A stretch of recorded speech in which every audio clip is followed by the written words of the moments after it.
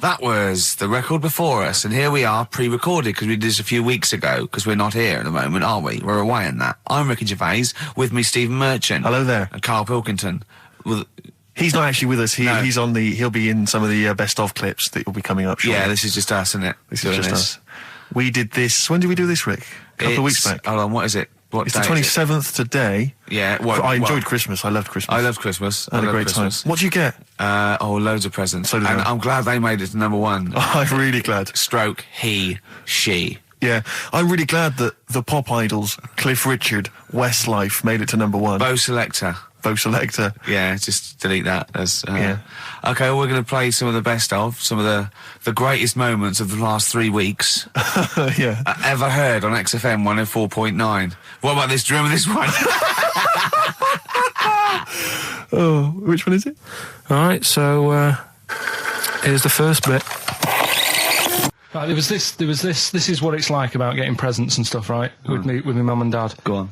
My mate Colin, right? Colin Bacon? No, Colin Bailey. Oh, right? yeah. He had a little Sinclair Spectrum, right? Yeah. Computer, yeah. Which was like the thing to have at that time, right? Yeah. Used to always go round to his house. The deal was not the one you had to play through the window because you weren't allowed. No, that's another lad. Oh, right? yeah. This is a different lad, and the deal was he came to our house, and my mum gave him a pie, and then I'd go round to his, and I'd stay there for a few hours playing, Hungry Horace and stuff like that on it. Sure. Right? Now, my mum and dad knew that I really wanted one of these computers, right? So I waited about a year. Came round to Christmas Day. I thought, I reckon might have one. Turned out they bought me the wrong one.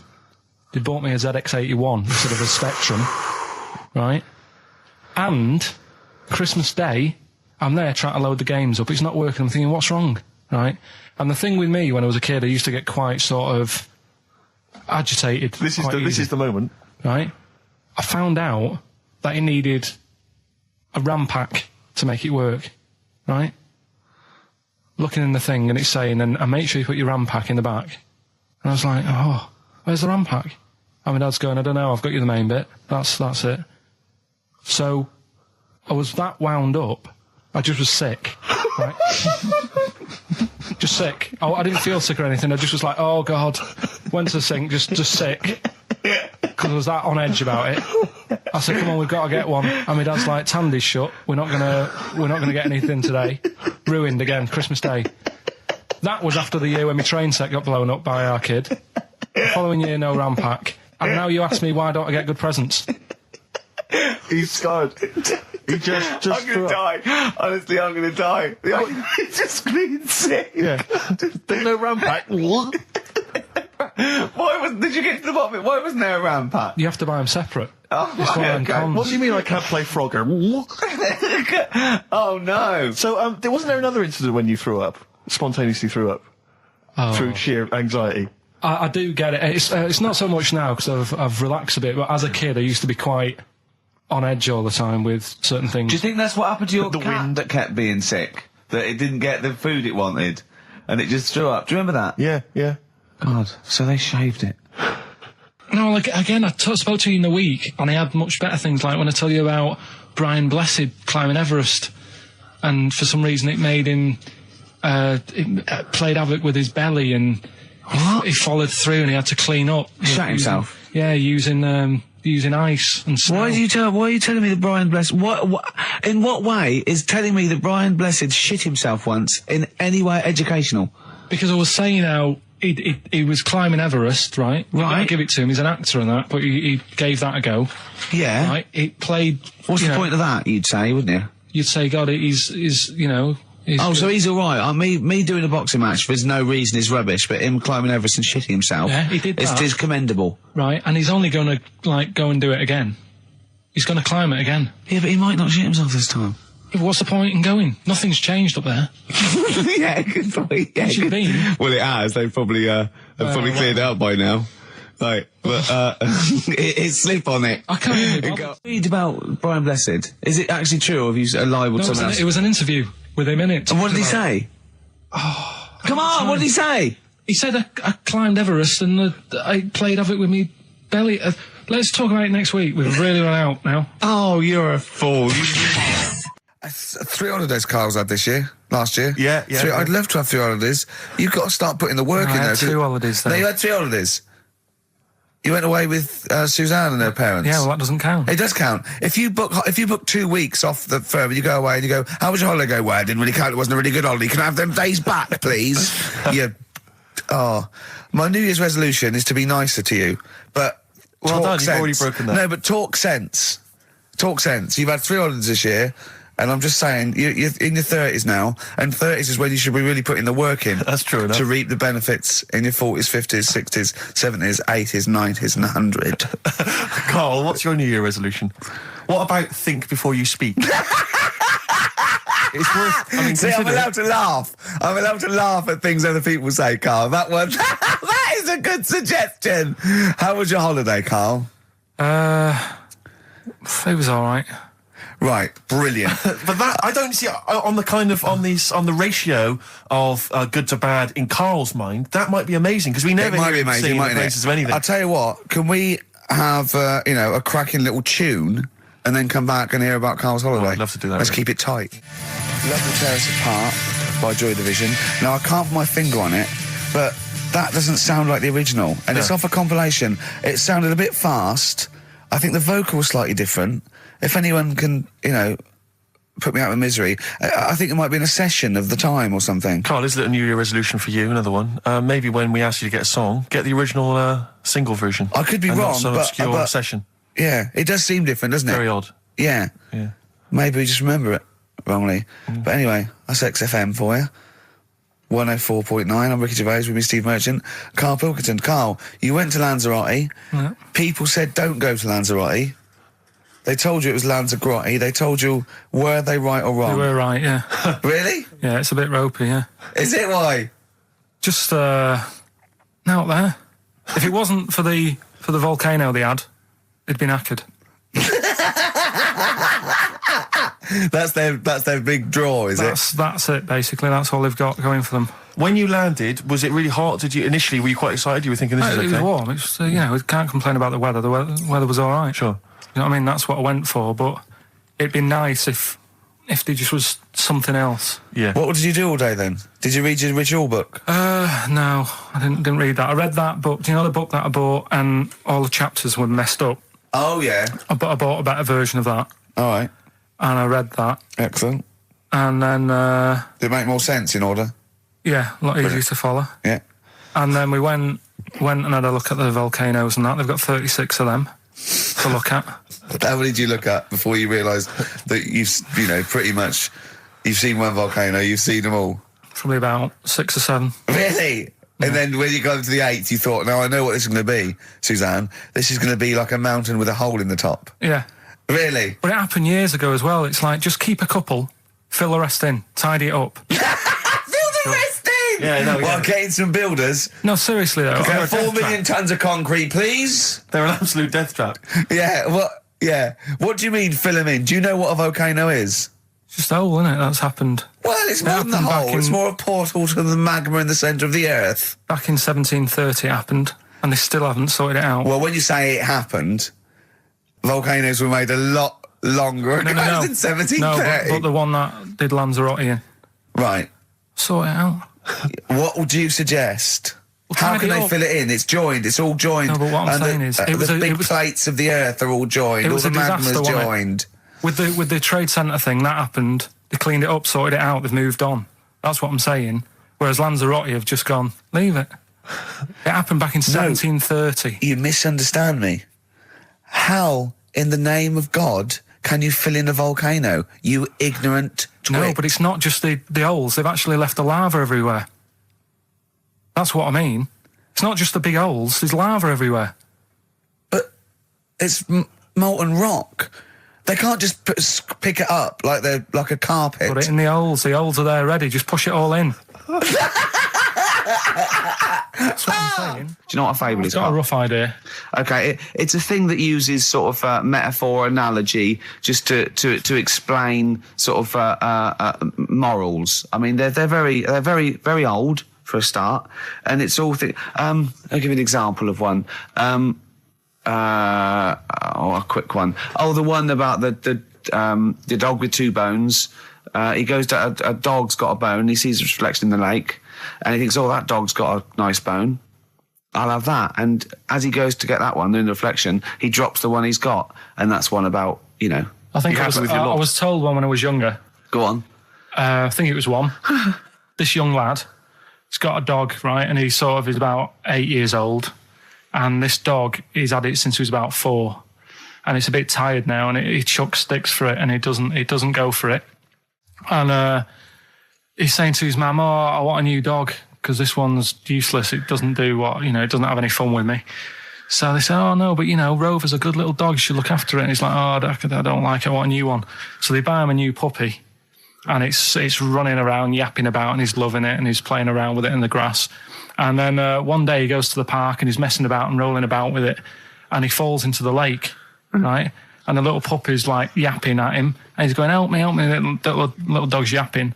And then the old dog comes and gets his collar, and it pulls him out of the lake, and he goes, "Oh God, you know, why did I forget about you? You're the better dog." And he loved that one again rather than the puppy. I got a feeling that was Lassie. Well, yeah, that was an episode of Lassie. What's the moral? What's the moral there, Karl? What's that telling? What's that explaining through analogy? Sort of, don't forget the old. Look after old people. I remember there was one I heard once about a young boy who got trapped in a lake inside a cage. But he loved his trainers so much. He wasn't going to get them wet. But even though he had to get out there, and even though he thought that was the important thing because it's material value, he actually drowned, and the trainers were no good to him then. That was Bowie and Waterloo Sunset. Love that. Love the original. Love Bowie. Bowie was my gig of the year. These are my singles of the year. These are our clips of the year. I'm Ricky Gervais, with me Stephen Merchant. We're just picking some lovely little bits and pieces. Do you remember when we talked about this?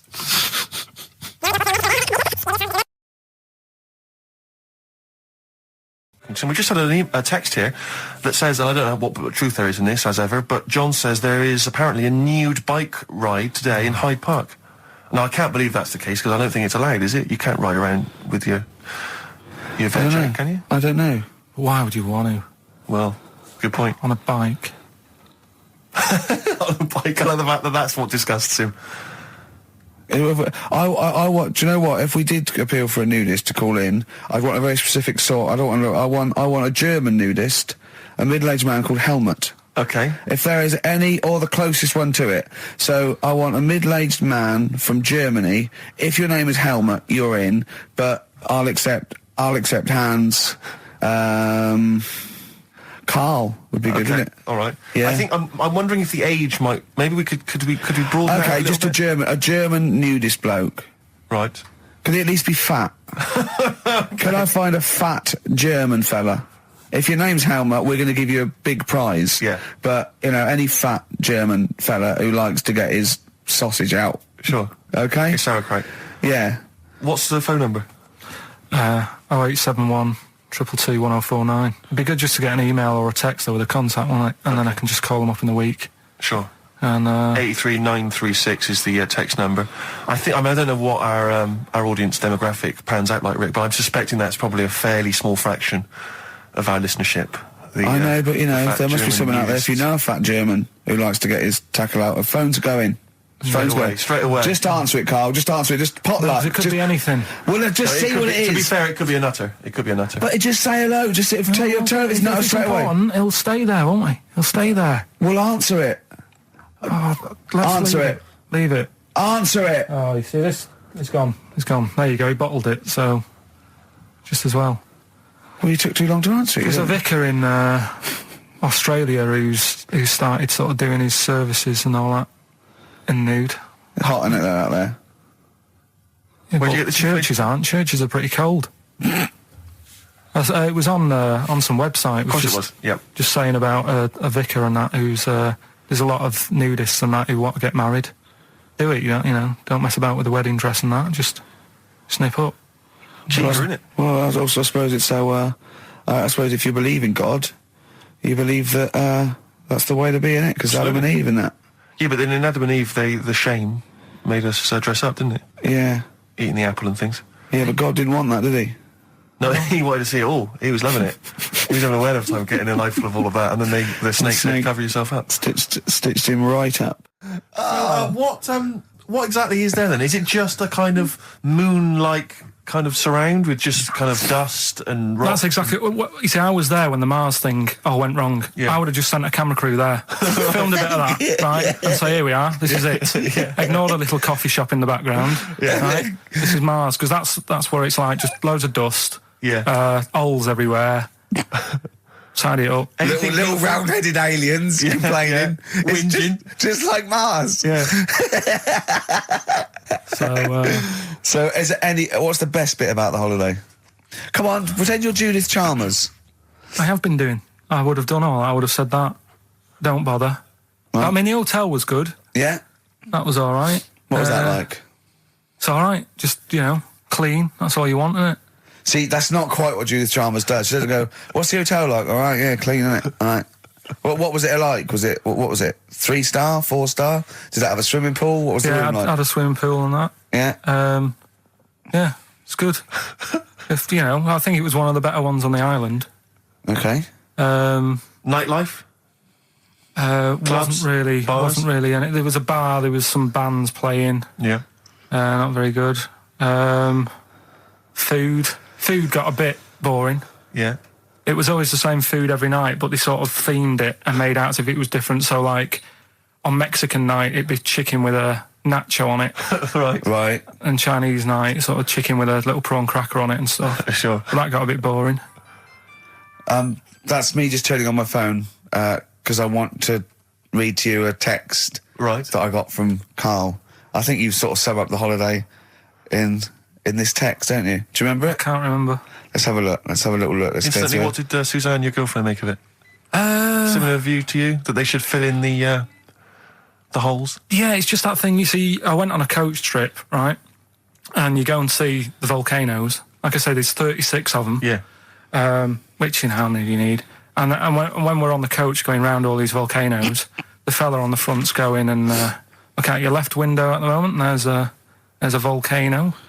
And if you quickly look out at the right-hand side there, there's another one. Right. And on the left, he's just like, all right, we've seen it. Sure. Do you know what I mean? Yeah. And that trip, we'll talk about that trip in a bit. Right, this is the text I got from Karl, right? All right. Been up to a volcano. Been in some dead artist's house who built his house in the lava. They said they would show me science with volcanoes, but all they did was chuck some water in a hole and it shot up in the air. No dwarves in the canteen, no scousers here, but there is a Swede woman with a big head.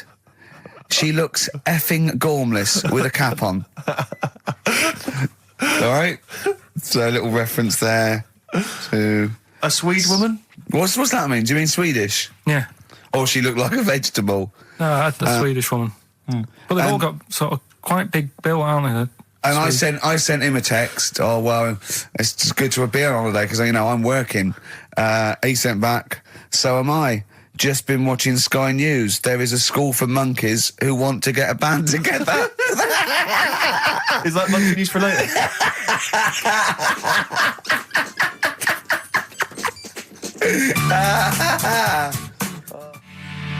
Oh My Corazon by Tim Burgess. I can't get enough of that. I love that chorus. On XFM 104.9. Ricky Gervais, Steve Merchant and little Karl Pilkington. But it was a nice holiday.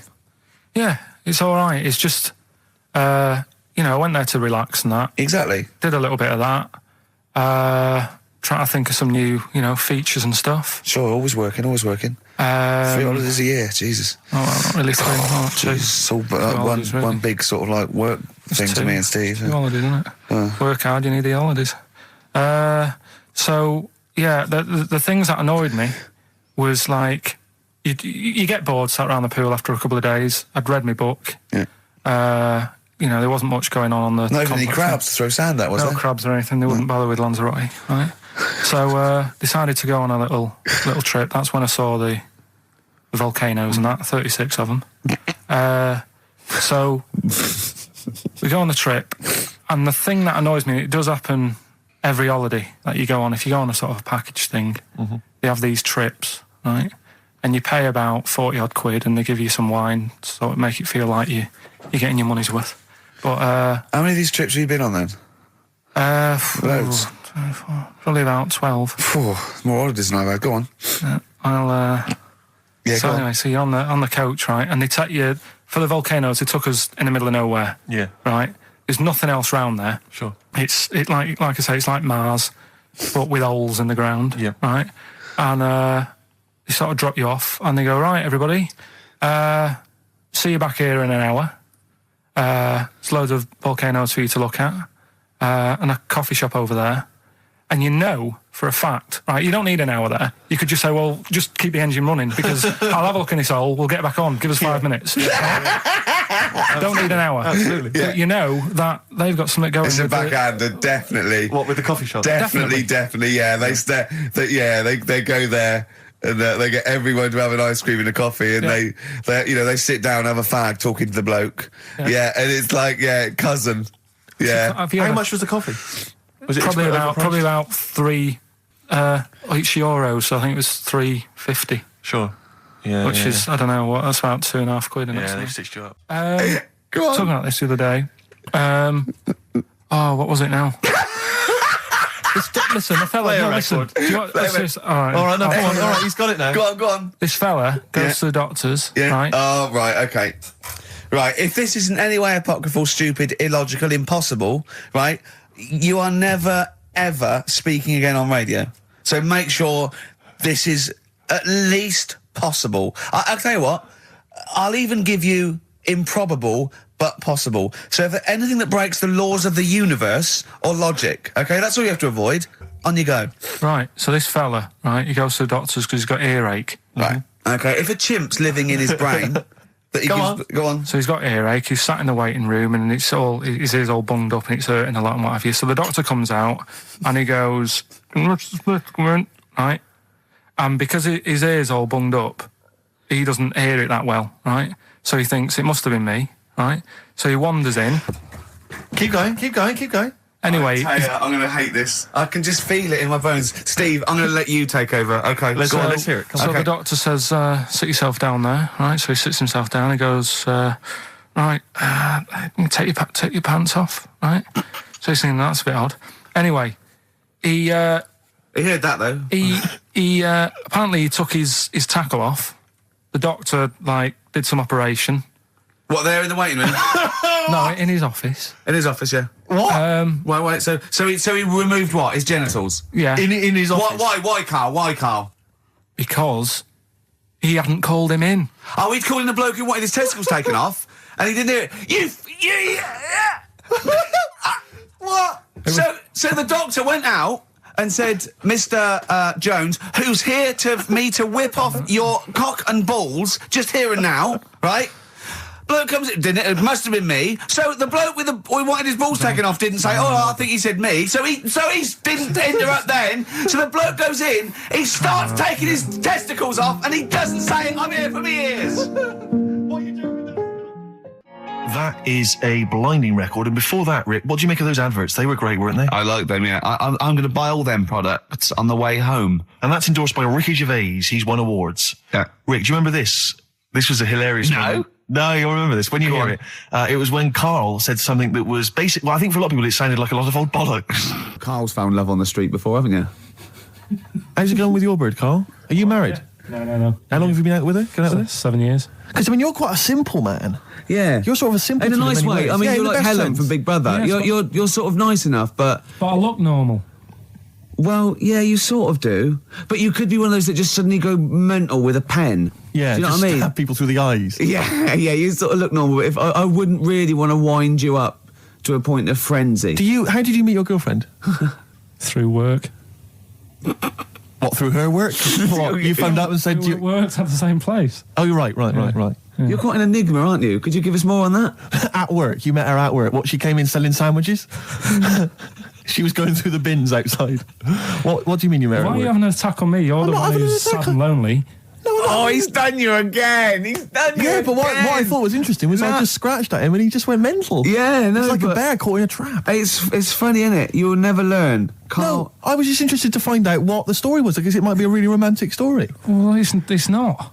All right, jeez. I love the fact he doesn't want to talk about his love affair. I was thinking about you in the week, and like, does it worry you? I mean, you sort of joke about it now, and we're talking about it in the office, you know, like, oh, is Steve really touchy about the way he looks? And Oh, what's this? Where's that come from? He's done it again. He's done you again. I was walking home the other night, and I was thinking about it. And do you worry that when you're old, you will be on your own? You did start it though, didn't you? Well, Carl, I'm glad you brought this up. because I mean, for me, you know, a lightweight, frothy entertainment show on XFM on a Saturday afternoon is exactly the place where I want to discuss the desperate, lonely future that's inevitably coming my way. Oh, God. I'll tell you what will cheer you up and forget all that. A bit of Embrace. Oh, one of the most hated bands. I'm a little bit concerned about your toilet discussion. What exactly is your point again? I was just a bit bemused. You see, it's a tricky one. All I'm saying is, right, there I was at the pub quiz. I go to the toilet, not thinking about anything. I try to go, right? There's a little gay fella next to me. I love this little gay fella. Now, the weird thing is, there's nothing stopping him having a little glance, right? Because he's allowed in the fella's toilet. Yeah. Now, I'm not allowed to go into the woman's toilet and have a little look round. Right. So all I'm saying is, should they have another toilet area? What, for gay people? Yeah. And so this would be gay men and lesbians? Well, Is that going to complicate things? Well, I mean, I can only assume. I mean, to what point? I'll ask you a question, right? If you're intimidated, that's a shame. But you know, most gay men aren't looking at your knob. You know that. What do you mean? I can only say that 99.9% of gay men who use a urinal standing next to what they assume is a heterosexual man aren't looking at his knob. And what they're doing then? They're emptying their bladder. No, but the thing is, I can't talk. You're saying like, you know, about would you have one toilet for lesbian women and gay fellas, right? What does that mean? Would it be mixed? Would it just be? Well, would it have a man on one? That's heterosexual man. One little picture of a woman on the other, and then what? What would the little icon be? A man and a woman? A man and a woman. Just having a chat? Yeah. In pink and dot But lines. you couldn't mix them, because then what would happen is you'd get people who are going, oh, I'll play up to this a bit. What, pretend to be gay? And yeah, you know, sort of grow a moustache and shave their head. And pretend to be a lesbian. Right. Yeah. So I see. So, you know, people pretending to be gay so they could go in and have a look at the lesbians. Yeah. Right. So that would mean that we need 4 cubicles now, would we? Yeah, no, this is fine. 4 cubicles. So every pub How now... many toilets do we need at Every the pub's moment? now got 4 toilets. Oh, Carl, bisexuals. Yeah. Now, interesting. Bisexuals. How many toilets do we need now? Call the council. Will you use any? Huh? No. No, because they're interested in everything, aren't they? Because a little bisexual fella will be looking at your knob. Right, with them, Yeah. what you do, you just have a door, you open it, and there's one urinal there, so you can't get a queue. They have to sort of wait. I just thought that, well, why can't there just be a thing between the urinals? So no one can look at anyone else's knob. Wait a minute. Just to go back to Ricky's point, what stops, even if we've got the toilet for gay men, what stops the gay men who want to have a look at your willy going in the regular toilet and pretending that they're straight? Most men don't Who is going to police this? wear gay across their No, head. exactly. They don't have a tattoo. There's no branding yet in the British house where they have to declare. So we're going to have to expand this. What So we've do all you- got to carry identity Do you know cards. you can see a gay, can you? Coming a mile off. No? No, I'll just hold it in next time. No. Can you tell gay men? Do you know a gay man? I'd say probably if you did if you lined some people up Yeah. and said point them out, I reckon I'd get. But hold on, we're not talking about people dressed in leather with the arse cut out and an handlebar moustache. Yeah. We're talking about, everyday, No, non-seen. of course. Oh, well, yeah, but I mean, suppose I put you in a room and there was 10 naked men, right? Yeah. And there's 5 gay men and 5 hetero. Could you walk along that line looking at those gay... Am I naked? No, you don't have to be naked. Why would you have to be naked? To catch them out. Play a record. How would you catch them out? No, don't go into it. Don't go into it. Don't go into it. Play a record. Ooh, those boys can rock there. That's the Guns with All Their Roses and Sweet Child of Mine. On XFM 104.9. I enjoyed that. Yeah. That was good. It rocks. I hope the audience was playing it loud like us. Yeah. Ricky Gervais, Steve Merchant, Karl Pilkington. Well, look at him yawning. How rude is that? Carl, what's wrong with you, man? Have you been up late? A little bit. Girlfriend was away, wasn't she, yesterday? Yeah, I always have a problem with that. I always have...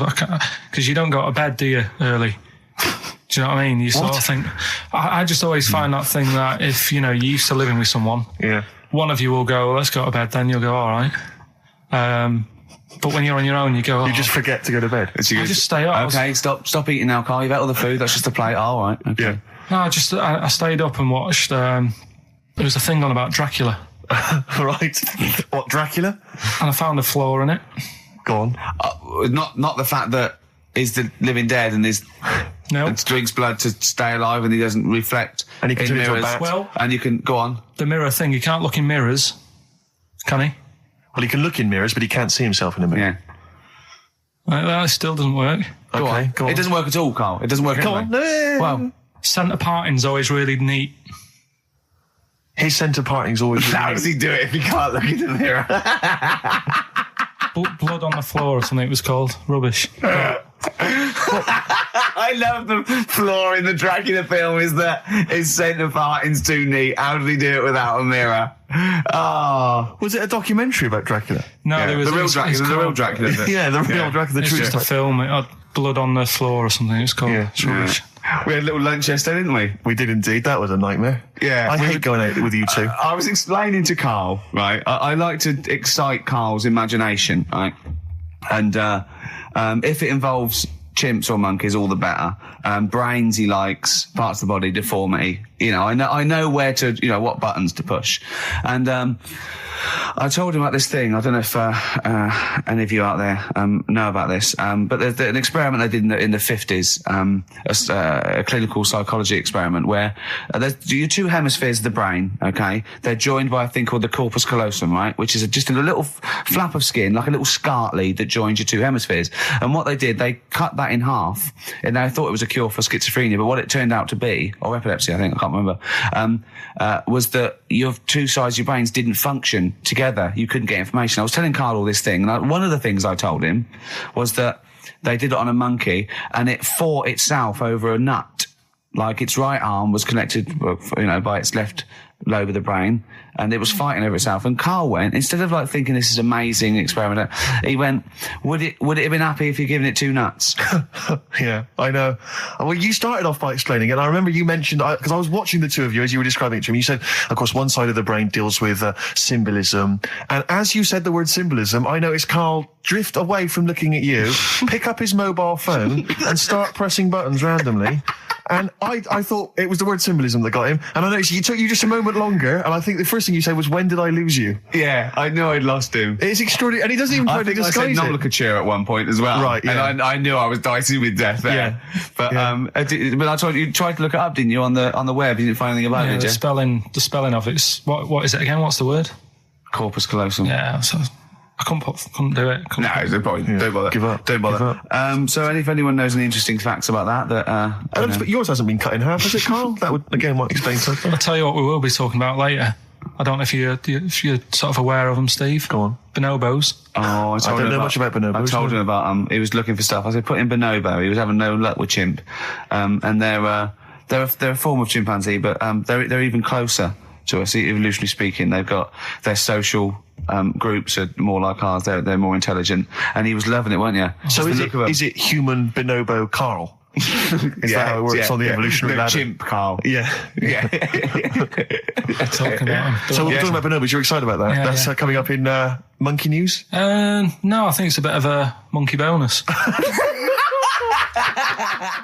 Placebo, Bitter End on XFM 104.9. This is pre-recorded. We recorded this a couple of weeks ago, before Christmas. I hope you had a great Christmas. If you didn't, not our fault, really, is it? Nothing to do with us. Wouldn't have thought we'd have. We're well over time because we've got plenty of cash now, thanks to a lot of you who probably bought the Office DVD. Yeah. Probably got And that if you in stock haven't yet, and you've maybe got vouchers or money, still available. Still there in the shops. Still available. You can still make it the best-selling DVD of all time. Please. Please do. Yeah. Please do. I'll tell you what you want to hear there before you make your mind up. I'll tell you what, if you like this next clip, go and buy the Office DVD. I think you will. It's a brilliant clip. It's the one where we talk about, well, it is self-explanatory. Yeah. We went, it was a great day, wasn't it? Brilliant round of golf. Absolutely brilliant. Such a beautiful place in Stoke Poges. It's like a really posh place. And are you a good golf player? Well, we'll get to that. Oh, okay. Wow, he bought the shoes especially for it. Oh, brilliant. I'd love to have seen him in those little shoes. I know, and they were no good because they were metal spikes. We had to change them. He was annoyed straight away. He spent over £22 on these golf shoes. We hired a buggy that was brilliant fun. I was bombing along, wasn't I? I don't drive, but it was great on that buggy. Well, you've been on a buggy with me, and you were a bit scared. Yeah. What? I nearly killed us once. I was just taking banks and things, but you don't see sort of bunkers, and he'd scream and go, "Stop!" And he'd put his foot down the brake, and then I reversed. At one point, he sort of did a handbrake turn next to the lake, and then we had to reverse, right? And you just flick a switch and put your foot down. He did that without looking. I look behind, there's a big oak tree there. He screams, "Watch the tree!" Right? So Dukes of Hazzard. I kept jumping in and leaving him behind because I had to go to my ball. Anyway, the first shot, I got on the driver. I honestly did one of the best shots I've ever done. It went straight down. It was great. I thought, phew, got away with that because it's always the first one because it's a clubhouse and you want to look good. Yeah. So. He tees off, and I've been saying, buy some balls. He just got 6 balls. I was going, what if you lose me? I won't lose 6 balls, right? He tees up, right? Whacks it. It goes miles, like right angles, straight into the woods, right? He turns around, he goes, go and buy some more balls. So I'm laughing, because it's like impolite to laugh, but he broke the ice for me, and I was falling around, and then his second shot, I go, you're off a 3 now. If you take another shot, he went, oh, right. So it's his third shot, he puts the ball down. He hits the ground before it and misses the ball altogether. And I was on my back, wasn't I? Unbelievable. Actually rolling about on his back. And we were terrible. I went round 107. He went round in like 119 or something. Sure. It was just rubbish. How long did it take? 5 hours. Of course. And there was no one around, luckily. Yeah. But it was fantastic. So then we go and have our meal. What annoys me, I said, right, I'll go for a run. He went, I'll have a bath. I said, I'll see you at 7:45. At 7:55, I have to call him. He's not ready, so he's let me down there. I can't stand lateness or laziness. You hate lateness. Yeah, and he's let me down. Do you know his excuse? He fell asleep in the bath because there was no light bulb. There's no light bulb in the bathroom. So instantly he fell asleep, and he was late. No, do you know what I mean, though, Steve? If you're sort of, like, nice and warm and what have you. I was tired anyway. I've been stressed out for 4.5 hours, right? My life flashed in front of me a few times in that buggy. So it's all sort of wears you down a bit. I thought, right, I've got a headache. You're going for your run. I'm going to have a bath. I walk in, put the light on. For some reason, it didn't come on, but I thought, it's all right. I'll just... doesn't matter. You can have a bath in the It's summer, so it's light anyway. Well, there's no windows in the bathroom, so...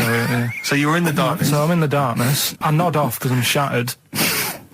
He calls up, hassling me. So I said, well, it doesn't normally take that long for me because, I haven't got, like, long hair. I've got a dryer and sure. I can sort of one wipe.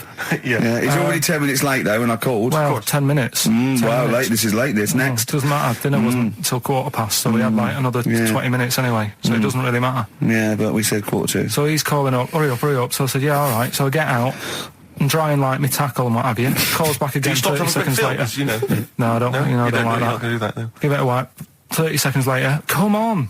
So I end up going downstairs to the meal area. Naked. With a wet shirt on and wet socks. I've got headache as it is. Meant to be a relaxing weekend. But anyway, so we have our meal, which is really nice. And then we're sitting in the bar. I'm having a cigar by the fire. Yeah. Like, we're having a rather nice Pinot Grigio. Yeah. He's there going, I've got a headache. Is this 1955 that you live in? I know. Yeah. It's so right. We are knackered because he's not used to work. I've seen him moaning, falling asleep. He's not used to it at all. And you've been on your feet for over half an hour. Yeah, right. So we didn't even walk around the golf course. We had a buggy. Yeah. Wasn't even exercise. And now it's Karl's bit. It's the re-education of Karl. He's like Liza Doolittle. And now he's coming to, or Lawnmower Man, if you've seen that film. More like Lawnmower Man, if you've seen the film. You know what I mean. And his homework was to just study quotes, really, on happiness and stuff and general well-being. He's not a big happiness quote fan, are you, Karl? Not really. So what have you done? You've come up with something, haven't you? Right, yeah, I told you, right? Because a lot of these are just things you say every day. They're nothing special. So what I'm doing... Well, you say them every day. Well, the sort of things you come out with and you don't even think about it, do you know what I mean? Yeah. They're on the TV all the time. People on the radio are saying these sort of little quotes. Sure. And what I've done is, remember that programme on Channel 4, Faking It? Yeah. Where they got some, like, posh kid to be on a door and all that. What I've done, I've... Imagine if that was the pitch for the show. Dear Channel 4, you're just going to get a posh kid on a door or something? Yeah, Yours come sincerely, in, Karl. come in. Yeah. TV producer. Yeah, go on. So, what I've done, this little book of quotes, happiness quotes, I've picked two that are real, Okay. and I've made one up, right? And we've got a guess. And you've got to guess which one it is. go on. Well, I'll tell you what, Rick, why don't we, when we've heard them, we won't confer. No. You'll write down yours, Yeah. A, B or C, and I'll Yeah. write down mine and we'll Sure. see how it Okay, works. Karl, off you go. Right, and just because I'm looking at this book, it doesn't mean I'm actually reading. No, I know. Don't no, worry, I know. we're clever. No, we know, we can't see yet. Like, Yeah. call my bluff. Yeah, go on then. Okay. Nothing is worth more than this day. Okay. Yeah, Yeah? All right. yeah. The way I see it,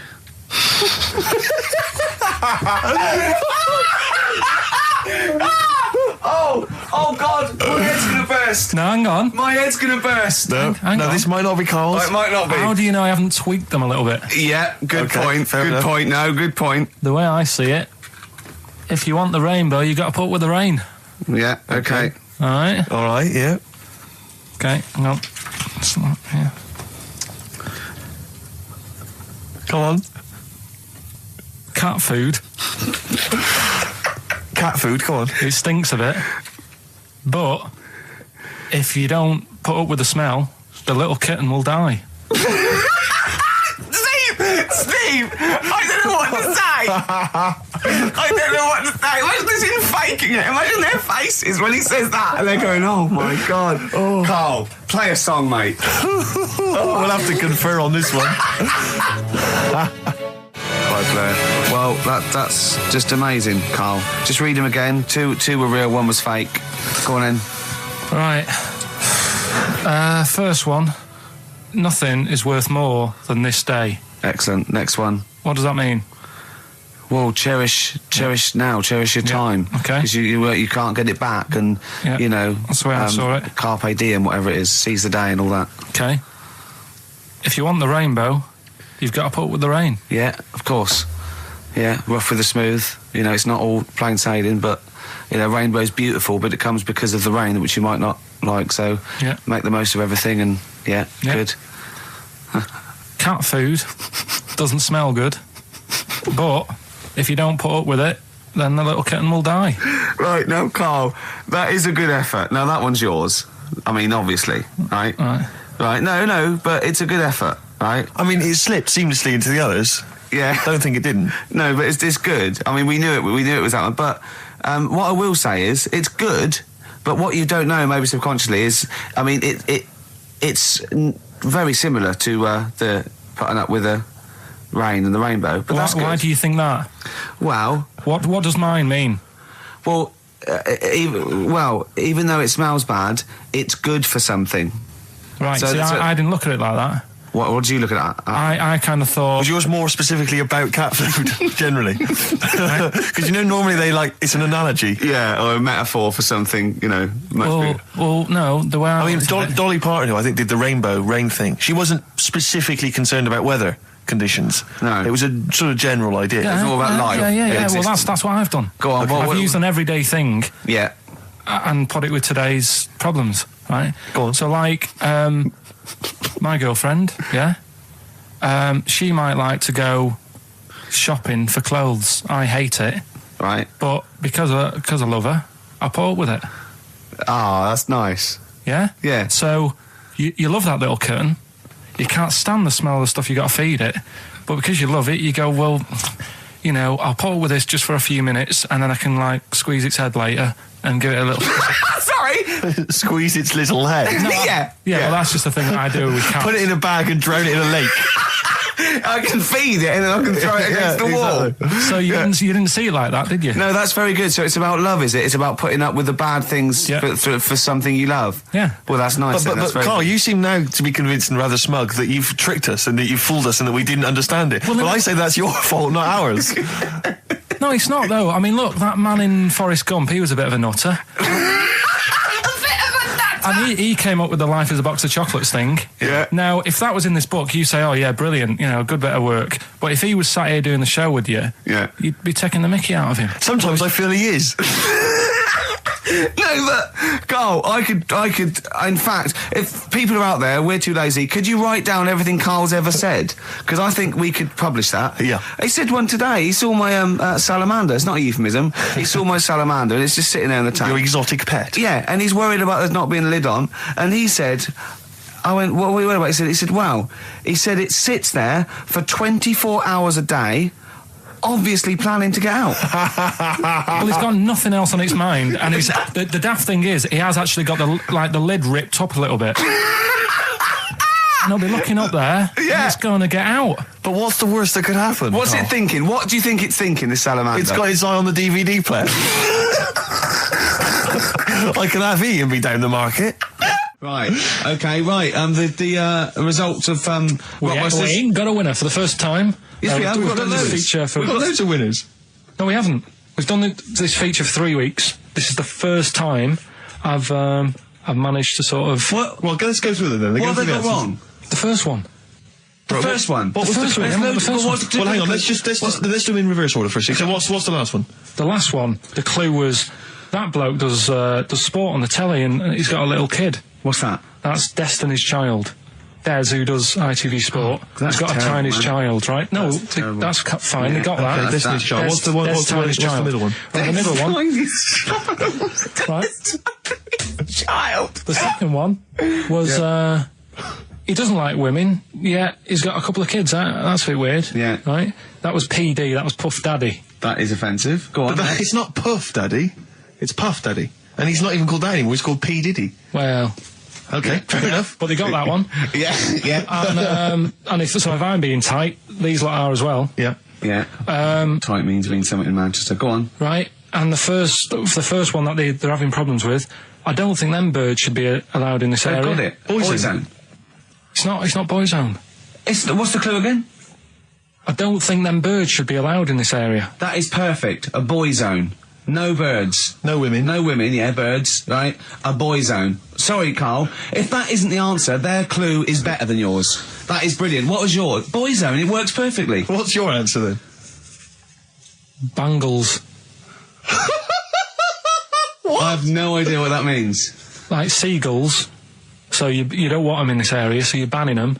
Bangles.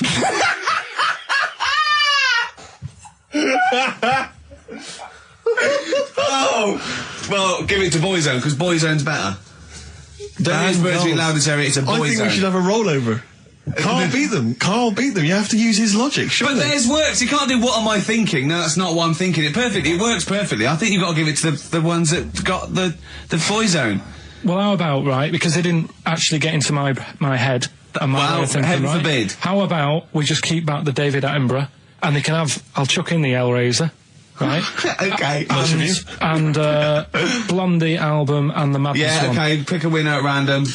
Pick a winner, Steve. I'm going to give it to Paul Sloman, who got those answers, and he also says, P.S. Carl, you're a moron. So I'm giving that to Paul, and good luck to him. Right, well, he's got a crazy night tonight. If we can rush these over to him, he's got a cracking Saturday night. Well, if I'm a moron, I might get your address wrong when I send them to you. Ooh. Coming right back at you, Paul. Yes. Right. That's great. Anyway, coming up today, we have got Educating Ricky. Right, okay. Is this the last one? You've promised it might be. I believe there's a book out that might help me with this feature, so we'll see how it goes. You've got 3 titles that I tease you with, different stories. You take your pick and I teach you something. That did happen. That's a little bit of venom. Go on. First one is, don't rub it too hard, you'll get a rasher. I bet that's bacon related, knowing you. You've got enough is anus. Say that again. Enough is anus. Enough is enough. Well, but it's changed to enough is an anus. Yeah. And you've got You've also got will it be a bloke? Oh no, will it like a bloke or a woman? What? Will it like a bloke or a woman? Will it? Yeah. Will it like a bloke or a woman? Wow. Yeah, so they're your 3 stories. Okay. Today. Sounds exciting. Okay, stuff. well, I'll have will it we're like... going to play a record now, Rick, surely. Yeah, okay. And come back with... Sorry about the crowds and the big baby. All right.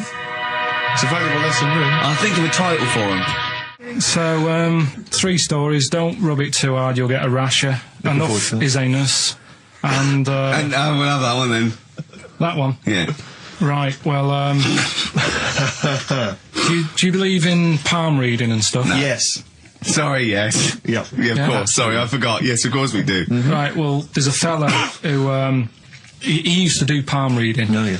But a lot of people, he found that when he went up to him in the street and said, do you want your palm reading? He was like, a lot of them were like, I'm a bit ashamed of my nails and stuff because they're a labourer or they're a cleaner or something like that. I know a lot of labourers are slightly embarrassed by their nails. Yeah.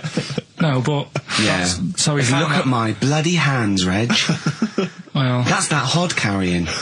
Did I ever tell you that? Did I ever tell you that I got picked at school to make tea and serve biscuits to old people because I've got good nails? No, go on. Is there any more to the story? Well, that's about it. I mean, we used to do, like, I think the head teacher must have been getting something, maybe getting his mum in there for free or something in this old people's home. So he offered the kids of the school, he said, right, all sit at your desk and put your hands on the table. And everyone did. And he walked past mine and he said, not bad. And he said, you've got the afternoon off. You can go and serve biscuits and tea to the old people. What did you say? I said, all right then. Was that? Yeah. Good afternoon. But anyway, what did he do? He just sort of walked around and went, you all right? Do you want bourbons or digest? I bet you get on with old people, wouldn't you? I'd love to see... Maybe especially the senile ones. Yeah, no, but I'd love to see you on VH1, just in a link. They just go, they've just played Robert Palmer, right? And it comes to you in a little park, and you just sit next to an old lady and go, alright? And you go, yeah, not too bad. You go, what do you think of London? Crap, innit? And she goes, yeah, it's awful, innit? And you just have a talk, and you go, right, well, she doesn't like it, in excess. Yeah. That's what I'd like to see. I still think my idea is better, but... So what are you going for then? Oh, you've picked one, haven't you? Yeah, so this fella... So there's palmists going around the streets... Yeah, he's going round... and randomly trying to give palm readings. They're losing money, hand over fist. Yeah. Right? So, they said, what he's done, he's reading people's, bottoms now. Sorry, whoa. You just, I didn't quite follow that. He was a palm reader, that wasn't making money, so now he's going up to people in the street and saying, can I see your arse? Basically, yeah. So from being a palmist to an arsonist? Well, they just, that's what he does. He said there's same sort of lines and that you get on your hand, you get them on your bottom, and he can read them. Right. Yeah, he's not a pervert or anything, or making up as he goes along. No, that's it. That was that. So, if a man came up to you in the street and said, can I have a look at your arse? Can I read your arse? You'd drop your trousers, would you? No. If he went up to him and he said, oh, I'd rather you didn't because I'm a labourer. I've got bad fingernails. No, that's why I've seen... That's what a lot of labourers, they're showing their cleavage, you think, but actually they're having their arse read. Absolutely. That's what it is. And then, right... So is that the end of the story? Yeah. But then because... That's it. Educating Ricky is there's a bloke who reads arses. No, but you're a mentalist. But what are you talking about? But then, do you know, like, now and again I come up with a little jokey line. Thought I'd make an effort today for VH1 or MTV. Yeah. Little line there. Don't worry, it won't last. It might just be a splash in the pan. Okay. Phil Collins next. Yes, let's play some Phil. Let's play some Phil. Educating Ricky, will we carry on? Yeah. Right, you've got left. don't rub it too hard, you'll get a rasher. And will it like fellas or will it like women? Well, you said wool before. Yeah, will it. Go on then, I'll have wool it. Right, now this is similar to the one you were talking about before, right? They found out that...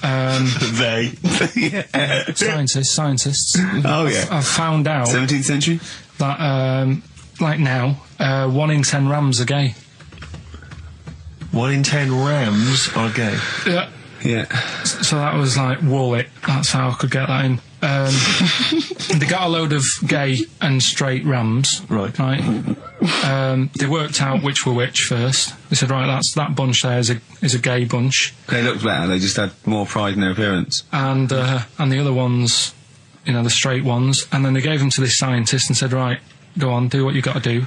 And they took the brains out of all of them. Just to check. And they did tests on the brain, and it worked out that they've got something smaller in the brain. The gay ones have got something in the brain that makes it smaller. And they said, right, well, that's probably how it's going to work on males, on like males and females and like humans. So you took from this that gays have smaller brains than straight people? No, there's something in the brain. Right, go on. So if someone's saying, you know, oh, I'm a gay, or they're not sure or whatever, they will now be able to find out. So you can go to the doctor and to find out if you're straight or gay. Is there any gay in my brain? Let's have a look. Do. You've got a little bit of a gay in you, yes. There's a little bit of gay in there. Yes, you've got the, you've got a little bent cell there. Well, that's why they did it, anyway. I don't understand how they could differentiate which was straight and which were gay to begin with, before they then gave it to the scientist. Wasn't that what the scientists figured out? Well, how could they tell? There's one theory that it's genetically determined. There is one. There is a theory that's genetically determined, but I don't think it's as easy as pulling a sheep's brain apart and finding a little pink sort of like blob in there, and going, right, we've taken the guy out, and now he's going to go and shag some ewes. I don't think it's that straightforward. Although homosexuality does occur at a similar sort of rate in animals, I think. Yeah. Yeah. So you knew that, didn't you? So that's that one. I mean, I just like the idea of the farmer figuring out which is straight and gay.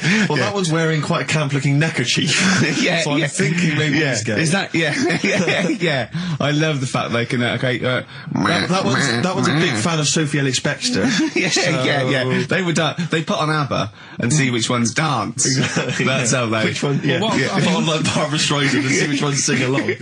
That shit is rubbish. What did I find out? Did you just say that is rubbish? No, I found out other stuff in the week that didn't make the top 3. Wow. We haven't even had to... This must be mediocre stuff. This must be really bad. Yeah, or it might be dubious. Go on. There's a woman in Ireland who has been with a fella for 11 years. Yeah.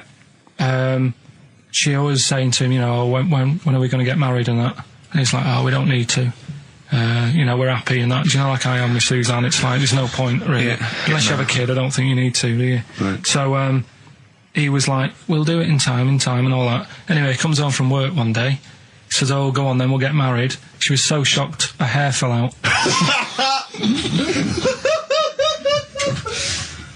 Did you get that? Wow. So that's extraordinary. What did he say? Oh, I'm not marrying you, Baldy. Yeah. Well, she was so shocked her hair fell out. Yeah. I love the idea of it just going to the ground. Fell out. Yeah. What else? That's rubbish. That's rubbish. Next. You've also got, it's weird, isn't it, Rick, that the stories that we made up are more plausible than the facts he's actually giving I think us. we tried too hard. That's what he's willing to believe. He's willing to believe that a woman's hair fell out when her husband came out saying, let's get married then. Oh, you're all romantic. Yeah, then, here's a good one. Go on then. Right, in Dubai, this woman went to Dubai for a holiday. And she was over there, and apparently in the markets Bit by a spider? they sell lizards. Oh, go on. Right, just like for people to buy. So she buys one, not knowing that you're not really meant to take him out of the country. Sure. Puts it in a bag. Yeah. As you do. What have you? And then she gets to the airport when she's going home. She's thinking, I can't really leave it in my bag. Yeah. So she puts it on her head. On her head? Wears it as a hat. She wore the lizard as a hat? Yeah. people on the plane were just like, yeah, everything's fine. You know, they're doing the cross checks and that. Yeah. Have you got your seatbelt on? Yeah. There's a woman great. there with a lizard hat. Everything's going well. She gets off the plane at Manchester Airport. Lizard sticks its tongue out. Yeah. The air hostess says, "What are you doing with that?" She goes, "I've had it. I've had it." Lizard said, "I just found her in Dubai." They said, "I've had this with me all journey," and they said, "Well, you shouldn't have done," and they took it off her. Yeah, I think that is true, actually. Yeah. Yeah. So what about that? Yeah, good, yeah. Yeah. That educated me. Right, what, any more? Well, what's that taught you? That's taught you, you know, be careful when smuggling lizards Yeah. back as some kind of hat. Yeah, don't just say, lizard, keep your tongue in, you twat. Not at the customs officer. Yeah. And what else? Have we got? Anyone didn't quite make it? Anything to declare? I've got a lizard on my head. We've got an old saying one if you want that. Go on then. Are these ones that didn't make the list? These are ones that didn't make it. Oh, right, okay. Because I always get more in than I need to, just in case. Just think if someone's just tuned in now. And I tell you what, actually, Go on. right, it's a bit funny because I'm looking on the web in the week at different sayings, and do you know the saying? A round head does not an MTV presenter No, make. Yeah, no. What's that saying? Spark in the pan or something. Eh? Flash in the pan? Flash in the pan. Do you Yeah. know that saying? Yeah. That's a bit like what could happen to me, innit? Do you know what I mean? There I am trying to do my normal job, right? And then you bring me in here on a Saturday. Next thing, everyone's after me. Yeah. And then it doesn't work out, and I'm Yeah. dropped. Yeah. And that saying "flash in a pan," do you know how it came about? No.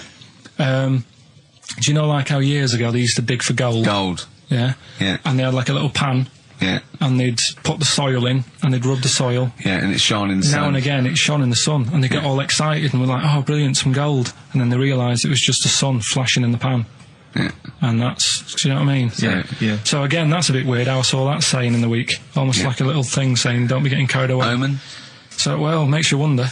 But anyway. Not really. So, last one. Yeah. Don't rub it too hard, you'll get a rasher. It's been a mess today, hasn't it? What do you mean it's been a mess? It's been a mess. What has? This. What? The show? Yeah. How has it been any worse? It's just all over the place. There's no sort of, it's not tight like it normally is. And she'll be going away with this, thinking that's what the show would be like. She listens on to the show. MTV. She knows it's a shambles every week. Go on. Well, don't rub it too hard, you'll get a rasher. Yeah. Do you know the saying, ham it up? Yeah, go on, yeah. Right, well, do you know what it means? Well, it means to overact. Right. Well, years ago, with actors in musicals and stuff, the actors used to look pretty ill on the stage because they didn't have proper makeup and that. Right. Right. So what they used to do to make themselves look Rub their face in pigs? well, they got bacon, rubbed it on the face, and it made the face a bit sticky because of all the the pig fat and bit of lard and stuff like that. And then they'd go and get some bricks. Bricks. Yeah, house bricks. Rub them together, make some sort of red dust from the brick, and then put the dust on the face. And the fat and the lard and that would make the dust stick to the face. And they'd look well under the lights. And that's where the They'd saying... smell great as well. Yeah, well... Lovely. Everyone likes the smell of bacon. No, but... So that's the old... ham it up. That's where like that that. comes from. If it's true, I've no reason to think that it's not. So that's your third Educating Ricky today. So, what have you learned? Nothing. Absolutely sod all. You've got your hamming it up. Yeah. Rams are gay. They know which ones are gay now. Now! And At last, thank God. the fella who can hand read an arse. If you missed the rest of the show, what are you going to make of that? If you've just tuned in. You are a maniac, Carl. So- And you've had your screen test. I reckon we'll be seeing you on MTV or VH1 in the near future. Because I like learning, which gets us on to Educating Ricky. Oh, excellent. We've had a good year of stuff, teaching We you have, stuff. Yeah, I've learned a lot. Can you remember any of the Of course I highlights? can. There was a deaf girl and she hit her head and she could hear. Yeah. There was also some people who ate tomatoes thought they were poisonous on lead. There was also a doctor who gave a blood transfusion with some parrots from the pet store. Yeah. because the doctor in America, and it was the olden days when the lines were bad, said give him his parents' blood, and the doctor this side thought said give him some parrot's blood. So that was true, and that educated me. That was fact. What have you got for us? Well, we've only got two because I've taught you about jellyfish today that we need them. So we've only got two things to go at, and I give them a little headline so you remember them to make them snappy. The two headlines you've got: oh, what a catastrophe. Okay. And the second one is, well, you'd think it'd be bughead, wouldn't you? What? Well, you'd think it'd be bughead, wouldn't you? You'd think it beat... No, you'd think it'd be... Yeah. You'd think it'd be buggered, wouldn't you? Bughead. Bughead. This can't be... If this is anything with a bug living without a head, I'm not interested. Because we've done it. All you've done is fun. Let's just do what a catastrophe. So it is that. Well, do that one first. Which one? Which one are we doing? No, do the bughead one. Right, well, the bughead one. Well, we've talked a lot about animals and that, haven't we, without heads. Surprisingly, we have. I think a disproportionate amount on it. If you're a new listener and this is the first time you listen, you'd be surprised. Yeah, we've done all that. We've covered worms, the way if you cut their head off, it grows back if you don't cut too high above its neck. We've covered the chicken, the fella who blinked. Yeah, I can't go into it again. Right, let's not go into it again. We've had the chicken with no head that lived for 8 months. Yeah, and we've had the cockroaches living for a week without an head. Right, okay. Well, it's a bit more on the cockroach front, really. Right. They've found, right, that if you get a cockroach and you cut its head off, right, and then you find a cockroach that's still got its head, but it hasn't got any legs. Right. Right, it's not over for both of them, right? Because what you can do, you get the one that's got the legs, right, with no head, sort of running around. Get the one with the head, sit it on top of it, right. Get a little tube, okay, so that the fluids. So is this auntie's go out of the room? Finish. This is like Blue Peter. Let him finish. You can get this for Christmas. Right, you get a little tube. You sit that on top, so the bodily fluids are still running between the two. Right. The head of the one on the top will control the feet of the one on the bottom. Okay. What about that? Good. And will it continue to live? Yeah. Okay, you don't know that for sure, do you? That was just a question out of the blue he wasn't expecting. Well, what do you think of that?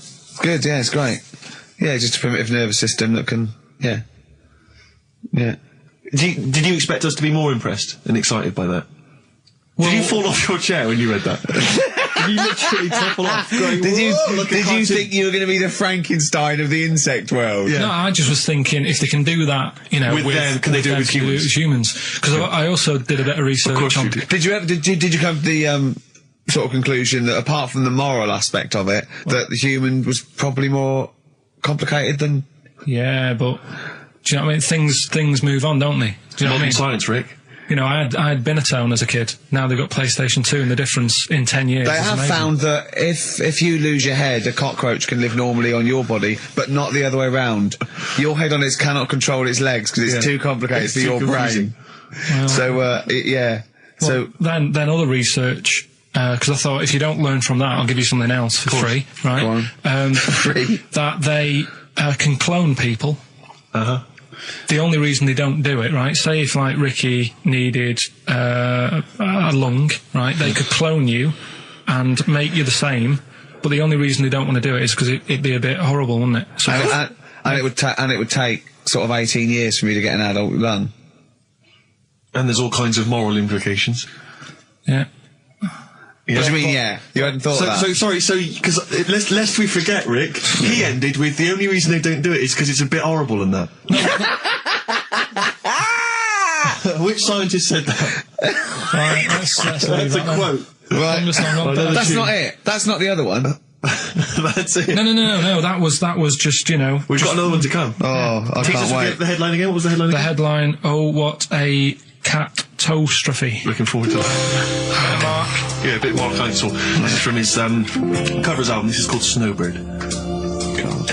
So listen, right? Okay. So, Best Educating Ricky of the year. Oh, Christ. What a catastrophe. Yeah, let's do that then. Victoria Plum. There's this woman, right, Yeah. This woman, she's reading Guinness Book of Records. Yeah. And she's flicking through.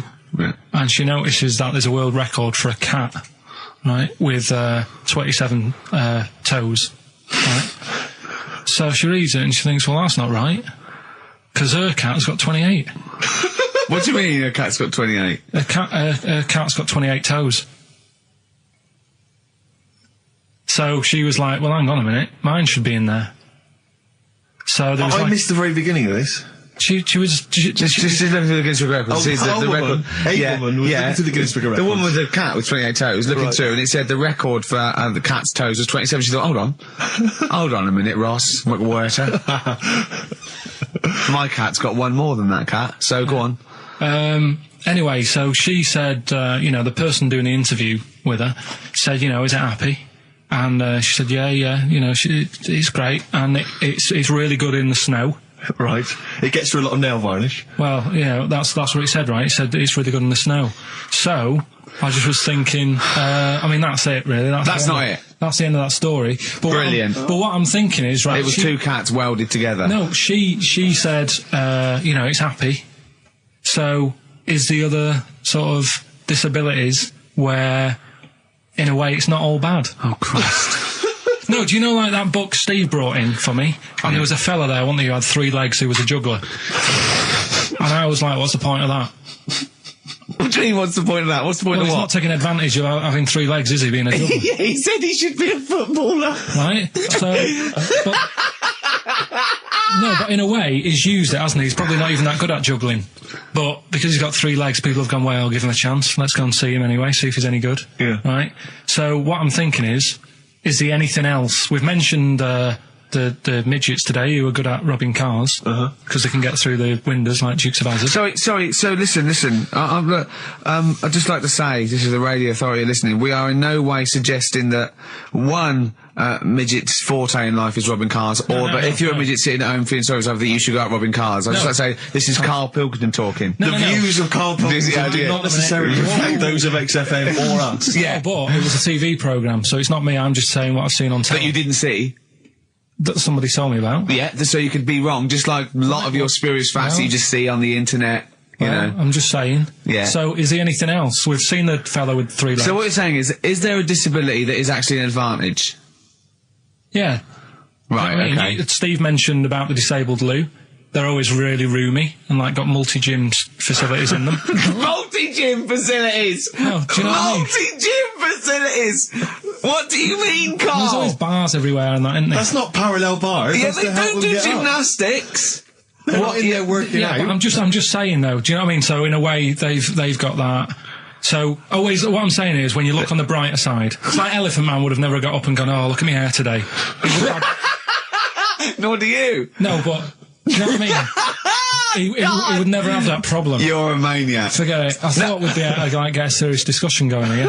Well, okay then. So this is a serious discussion, is it? Yeah. Okay. Well, let's treat it sensitively then. If you really want a serious discussion and talk about whether there are some disabilities that are an advantage, let's think of some then, shall we? Well, I've said 3 already. Yeah. You can't say if you're deaf, Bobby Davery won't annoy you. That doesn't count as an advantage. Do you understand? Do you know what I mean? Carl's looking at you thinking, that's brilliant. Yeah. Yeah. Well, we'll leave it then. I'll come up with a better feature for next year. We'll bin that. Oh, So, if you've got any We've disabilities... been that like that was going to be a feature.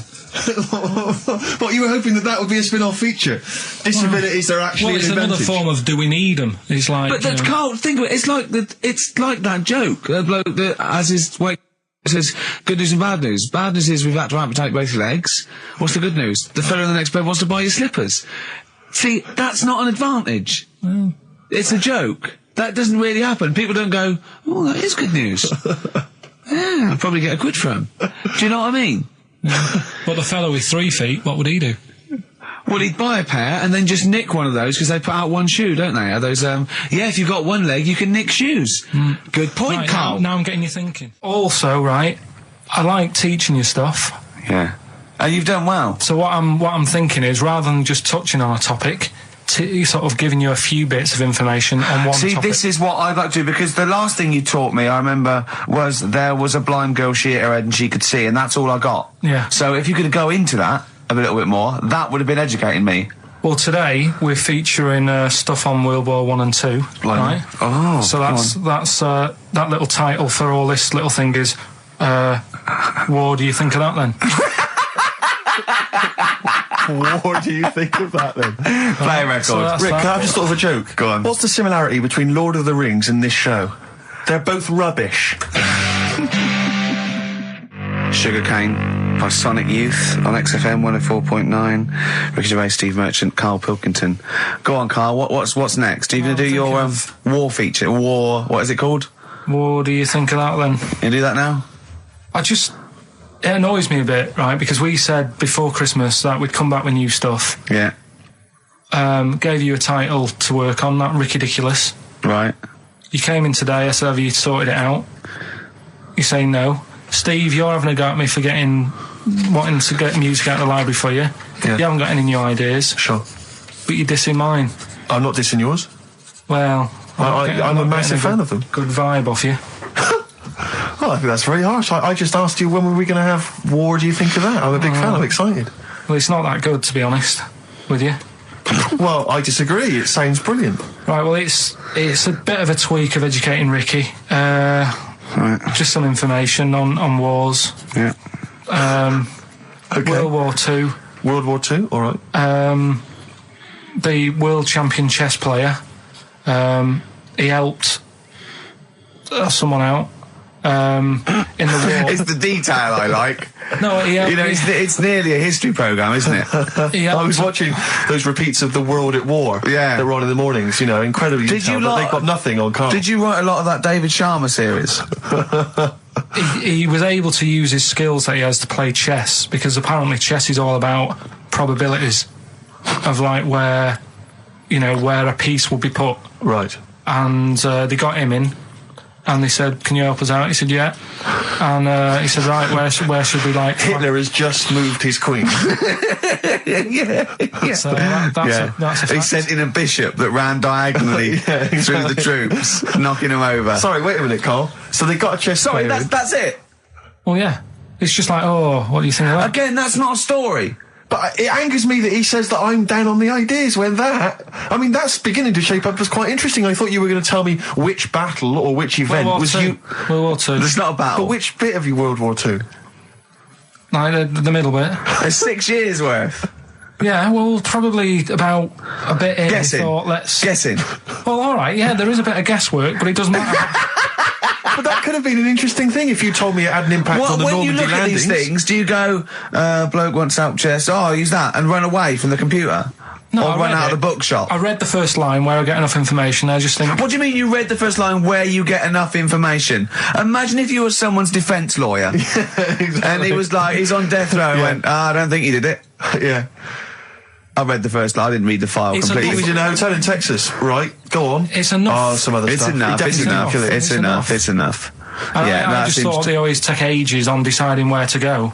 It's just like, but there's a better way. I don't know what you're saying now. I don't know what you're talking about. Well, it takes- Actually, don't know what you're talking When about. people play chess, it takes ages to make the move. So I'm just thinking, there's probably a quicker way Of what? than finding where a boat is, than getting a chess player in. I don't know what you mean now. Oh, Are you talking I'll about tell you what, battleships now? They should have got an expert battleships player in. Right? yeah. What? Carl, Right, what? forget that one. Or someone who's No, really good. I'm not being funny, but what is that? What are you telling me there? Someone who's really good at risk. We should have brought them in. Yeah, Cluedo. Right, Yeah. another fact. Oh, that's enough then, is it? Well, they use expert Cluedo players, but the police use expert Cluedo you players. do use, yeah. If ever there's a murder in a country house, Do you think they use that old Chinese fella on the front of Mastermind? mastermind, yeah. Yeah, for logic problems. The Enigma code was broken by top Mastermind players. Yeah. Right, second And a guy fact. who's had a couple of rounds of Yahtzee and done very well. Second fact about the war. For engineering, they use a lot of Jenga players. Absolutely. Whenever they want- Will the building collapse? Oh, no, let's pull this. Let's see. If Yes, they it wanted will. to identify... What are you doing? If they wanted to identify spies, Yeah. bring me the champion of Guess Who. Was it a woman with glasses? No, right, Has sit he down. got a beard? Is it Bernard? Right, Carl, sorry, go on. Another war fact. So Go you're on. saying it's rubbish, but look, you love that. Yeah. Right? Yeah, Second you're one. absolutely right. The first bomb that was dropped on Berlin, Yeah. it didn't kill a person, but it killed an elephant. I think that's true. That is true. Right. Yeah. Okay. And the last one. Is that all you know about that? See, that's interesting, isn't it? But that's enough. But no, it's not not though. enough. Because I mean, listen. Most people want to go. Oh, what was the elephant doing there? Did Well, it it's land in a either- zoo? Was it a pet? Oh. Was it a lost elephant? Did they aim at the elephant? How did it kill it? Did Was it it hit it on the Hitler's head? favourite elephant? yeah. Was it Hitler's favourite elephant? Did it then have one ball? Yeah. I mean, these are the things. You know, why didn't he catch it with his trunk? Did it have an effect on German morale? Yeah. Yeah. Oh, that Yes. elephant is kaput. Oh, Jumbo! I don't want to fight anymore. Carl's getting a little bit stressed, aren't you? No, I just, got to keep focused, got to keep the show good and that. Yeah. And in the Yeah. new year, the idea was come up with some good snappy stuff. Yeah. And today, I just think it's been a mess with you, to be honest. I mean, this is the sort of thing I'd prefer to do after the show as the producer. Yeah. But Do you know what? I think it's a discipline problem. Is I'm it not sure Ricky's got any. because I just put sellotape on your head? well, that's a bit to do with it. But just let's just focus. Well, I on, didn't put it when there was any hair on your eyebrows. I put it across your forehead. Right. What do you think of that then? Yeah. We've got one more bit left. Brilliant. One more fact. The French, right, when they were at war, David Sharma, I just imagine him just introduced it. It's amazing. Which war was this? it was still the World War... One or two. World War Go Two. on, it's 50-50. Go on. yeah. Right, World War Two. What the French did, everyone needs a code. Everyone needs a code. Yep. A code when you're in the army. This is and a that. Disney song. Right? And to sort of give the go ahead if you want to go into battle and stuff. Okay. Right? So, Needs a code. but the weird thing Game is, show. right? The weird thing is, do you know what theirs was? Go on. Do you? Yeah, I know what it is. It's So what a bit was weird. the French code? For what? To sort of say, right, yeah, go on But they had more than one. on this day. But I don't know what day it is. On All this right. day. And what, it's like saying, what am I thinking of? What was the battle? What was the... Okay, so all right. What? Look at him, look, he's genuinely confused that I've asked this question. Right. It was No. If you ask me a question, ask me the question correctly. What was the code for battle during what battle? World War Two. No, that's not a battle. That's a war. Yeah, it was in a war. Yeah. I don't know what to do. He confuses people. All right. Okay. What was it, Carl? What was the Yeah. code? What was are the you French thinking code? of? Right. John's got a moustache. What are you talking My about? lungs are gonna burst. That was a code that the French used. I just think it's a bit daft, right? Because you could come up with that by mistake. yeah. Two French blokes talking in the trenches, and they see a major walk past, and they go, "Oh, look, John's got a moustache," and they all go and go, "No, I was just talking. What are you talking about?" Well, the way I don't think that's a good code. I'm not. I don't believe it is the code. No, it is seriously. And what? And It's would just it, that would it no have one been, talked would it have about been it. said in French? Yeah. Okay. Yeah. But the weird, Guess in. Yeah. No, but What? you see, I can't even be bothered What are you saying, Carl? because it's not a very good code. Do you know, like we've talked in the past about things you don't see, and I said an old man eating a Twix. Yeah. If they use that's safe because no one is ever going to see a man having an old man having a Twix. What do you mean? Well, use that as a code. Don't use a saying, John's got a moustache, that could crop up. It's like the war's kicked off. How did that happen? Well, I said John had a moustache. Oh, Two French folks would never be saying John's got a moustache. Why would they? Because back then they were fashionable. He nearly makes sense, doesn't he? I assume it would have been Jean. Yeah. No, probably John.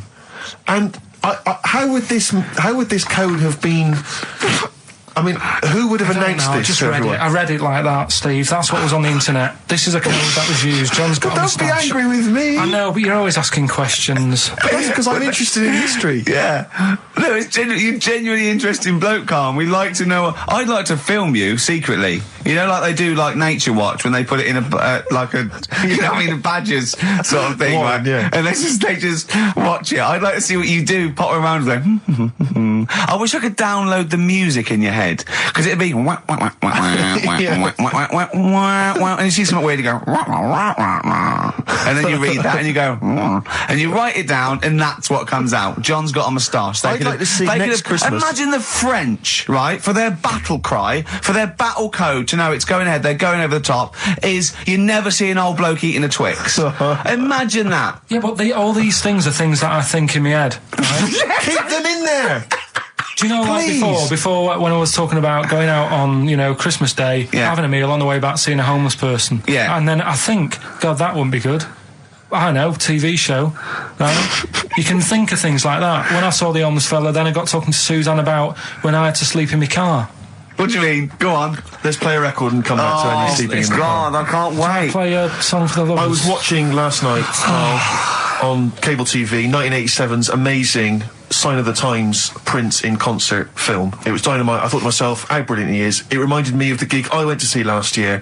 He played this tune. It's from the album Parade. Okay, I don't want to discuss whether or not Prince is acceptable on XFM or whether he's a genius. He is a genius. That's the end. That's the end of the discussion. Play the tune. He's dynamite. It's a song for the ladies. I remember, I'm going to tell you, I was on the way here. You know, do you remember John? He's got a moustache now. I can't believe it. Lads, no!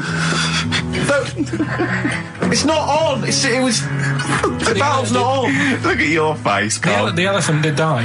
Yeah, no, I believe that. Yeah. Last week, we sort of changed educating Ricky a bit. Just a little bit. Don't say we. I don't want to be incriminated in it. Well, changed it in the sense that rather than giving you too much information about different things, it's hard to sort of keep it all in. Yeah. I'm giving you sort of information on one thing. So last no, week, because some of your stuff was a little bit too intense. My favourite story was there was a blind girl, she hit her head and got better, and I couldn't take all that in at once. So you should really ration some of the education. We sort of started Wasn't last week war-related stories? Yeah, it was What do you think of that then? What do and you it think was of that? Sure. 3 things. And it was the French battle. Going over the top was John's got a moustache, which you think was ambiguous because someone might have said that anyway. Well, look, you've remembered it, so it's working. So we'll be doing that, and last week Loads of French people have just gone to war who were listening to this. Yeah. You said you wanted to learn some science this week. Did I? Yeah. so the title this week for that is I Said I Would Sort You Some Science Out. Acid, because that's How long did that take you to call? Listen, well, you know, people love Karl. There's comedians come to me and go, Karl's the funniest man. They absolutely love him, right? But I think we're only seeing half of it, right? If we can get him on television, his face then, when he's told me that title, was like a child at Christmas. Yeah. He was so proud of it. He was excited what I was it was brilliant. It's a bit like when a child's drawn a picture in art class. You know you've got to stick it on the fridge, but you basically think it's crap. Yeah. It's very much like that. All right, Karl? Is that good? Yes. So we'll be doing that. Well, I'll teach you some stuff now, right? I've always been fascinated by the donkey fact, because it is an extraordinary fact that more people are killed apparently by donkeys. Yeah. Than they are by airplane crashes. Well, I suppose in countries where they're used and use a lot, that they go a bit mad and squash it. But my concern is that when you go on a plane, there's so many checks. I mean, it takes 40 minutes to go through all the checks: the air pressure, the cabin pressure, the fuel, checking the flights, the takeoff, all the rest of it. Our checks for donkeys. Nothing. Did someone close the gate? I think so. Exactly. That's it. That's is our he donkey annoyed? checks. Is he annoyed or not? Yeah. You're not working him too hard, are you? Yeah. He's got his hand. Is there two holes for the ears? Yes. Well, I think that's what's happening. I don't think it's accident. I think they're picking us off. I think they're so annoyed that a nickname for them is ass. Yeah. And they've got to wear the little hat. They've got to ride kids. Give kids rides on the beach. And now I think they're just sort of annoyed. Yeah. Maybe they're sort of just picking us off one by one. Yeah. Teaching us a lesson. If we had the same stringent checks on donkeys as we do on international flights, maybe there'd be a little less death. Exactly. Wise words. Cheers. Wise, if slightly incoherent words. Go on, Karl. Got that right. Acid I would sort you out with some science. Brilliant. I forgot the puns in mine, didn't I? I forgot the puns. Go on. Right, so, you asked to sort of be taught some science and that last week after being taught about war, so did some research. And there's a few things, I think we'll just cover one of them now. Go on. We talked a lot about hairy kids. We have discussed that a I love lot. the fact that Simon Sharma has never started a programme like that. The Jacobites. We've talked a lot about hairy kids. Go on. It's a little bit, I mean, it's not your traditional science stuff, but it's still interesting and it's a little bit, it's still... Yeah, we've talked about hairy kids. We have disproportionately, honestly. I think this show's talked about hairy kids more than any other radio show. Well, it's one that... Sorry, I noticed both of you there dropped the H, or the H, or however it's I had to. So airy kids, yeah. hairy. Yeah. Hairy children, not Yeah, sort of airy, kind of light-headed or... Yeah. Well, there was the case of the one who lived in China. Yeah. And... which was weird for two reasons, wasn't it? Yeah. Well, go on. One was, he was covered in hair. That's already weird. And the doctor sort of checked him over and said, well, yeah, he is hairy, but he's quite healthy, apart from he had a little bit of eczema and a boil. That was the main bit of the story, wasn't it? Yeah. But this one, right, we have sort of talked about it, and you weren't having any of it at the time. What? This next bit of science I'm telling you about. Go on then. Right? Remember when I told you about a lad who was living at home with his mum and dad, right? Everything's, normal life, go to school, that sort of thing. Yeah. Then, I think his mum and dad had an argument, and it kicked off a bit, and he thought, I'm sick of this. It's happening all the time now. They kept having arguments, so the kid ran off into the woods. Mm-hmm. Oh. Yeah. Right? God. Now, he left, he went and ran in the woods, and he ended up living with some monkeys. Right. Right? And he thought, this isn't a bad life, there's no arguments going on. Sure. He was getting on with them. And the weird loves thing bananas. is, this is where the science bit comes in. Oh, sure. He grew a load of hair on his body. That's not true. It's not true. It is true. It's an acquired characteristic. I bet someone will back me up on this. But no, you can't. You can't grow hair like that. You might get a little bit more down here. They might the erectile tissue might, they won't fall out as much. That would, but you don't actually grow a big mane if you're cold and you're a human. Well, he did. This lad did. I know it sounds a bit strange and that, but he was living with the monkeys, and because it was cold, his body reacted to it. Listen. He was no hairier than he would have been if he was walking around naked on a cold day, with or without living with monkeys. The fact that he was living with monkeys makes no difference. No, I know, but I'm trying to get, picture it in your head what it's like. Although Mickey Dolenz was always pretty hairy. Right? So he was living with them, and he went into town or something one day to get some food, and the people there were like, hang on a minute, that isn't a monkey. He went in naked. No, he was there covered in hair. Yeah, but naked, but covered in hair. So it was decent. It was. Yeah. But that was the weird thing. They thought it was a monkey in the shop. And then So presumably he had a big long beard as well, because he couldn't shave, could he? No, he just covered. He looked like a monkey. And they were happy to serve the monkey, were they? There's a monkey, he's How did buying he a walk? newspaper and How some did he milk. walk? How did he walk, Carl? Did he walk upright or whistling along? The picture that I saw on the internet, he was on all fours, but I don't know if that's when he was running away after they'd sort of, realised he was a kid. But this was a picture. So he was a kid as well. He wasn't even like an adult with a beard. No, he was a kid. Brilliant. And The beard kicked in a little bit So earlier. listen, so the Go on. people caught him. You're an idiot. The people caught him, shaved him, right? Got it all off, didn't grow back again. Right. You're an idiot. Well, like I say, people will have heard this story or read about it. You're an idiot. And they'll email in. They don't let me down. And they'll agree that you're an idiot. No, they'll have seen the story. You're an idiot. So that's a little bit of science. You're an idiot. Libertines, Time for Heroes, and XFM 104.9. Right, okay, so have you got anything that is science as opposed to nonsense? Well, Kid went off with some monkeys, grew hair, came back, shaved him, it didn't grow back. I mean, just think. Right, something else. there's a few things I found. Yeah. There's a fella Oh, God. who had hiccups for 69 years. That was a bit annoying. Yeah. Yeah. There's the dog with the wig that we've discussed. Imagine if you just tuned in. Yeah. There's the dog with the wig that we've already discussed. Did we discuss that? Not really. Did I not tell you what he said? I did, didn't I? Yeah. Oh, yeah. What else have we got?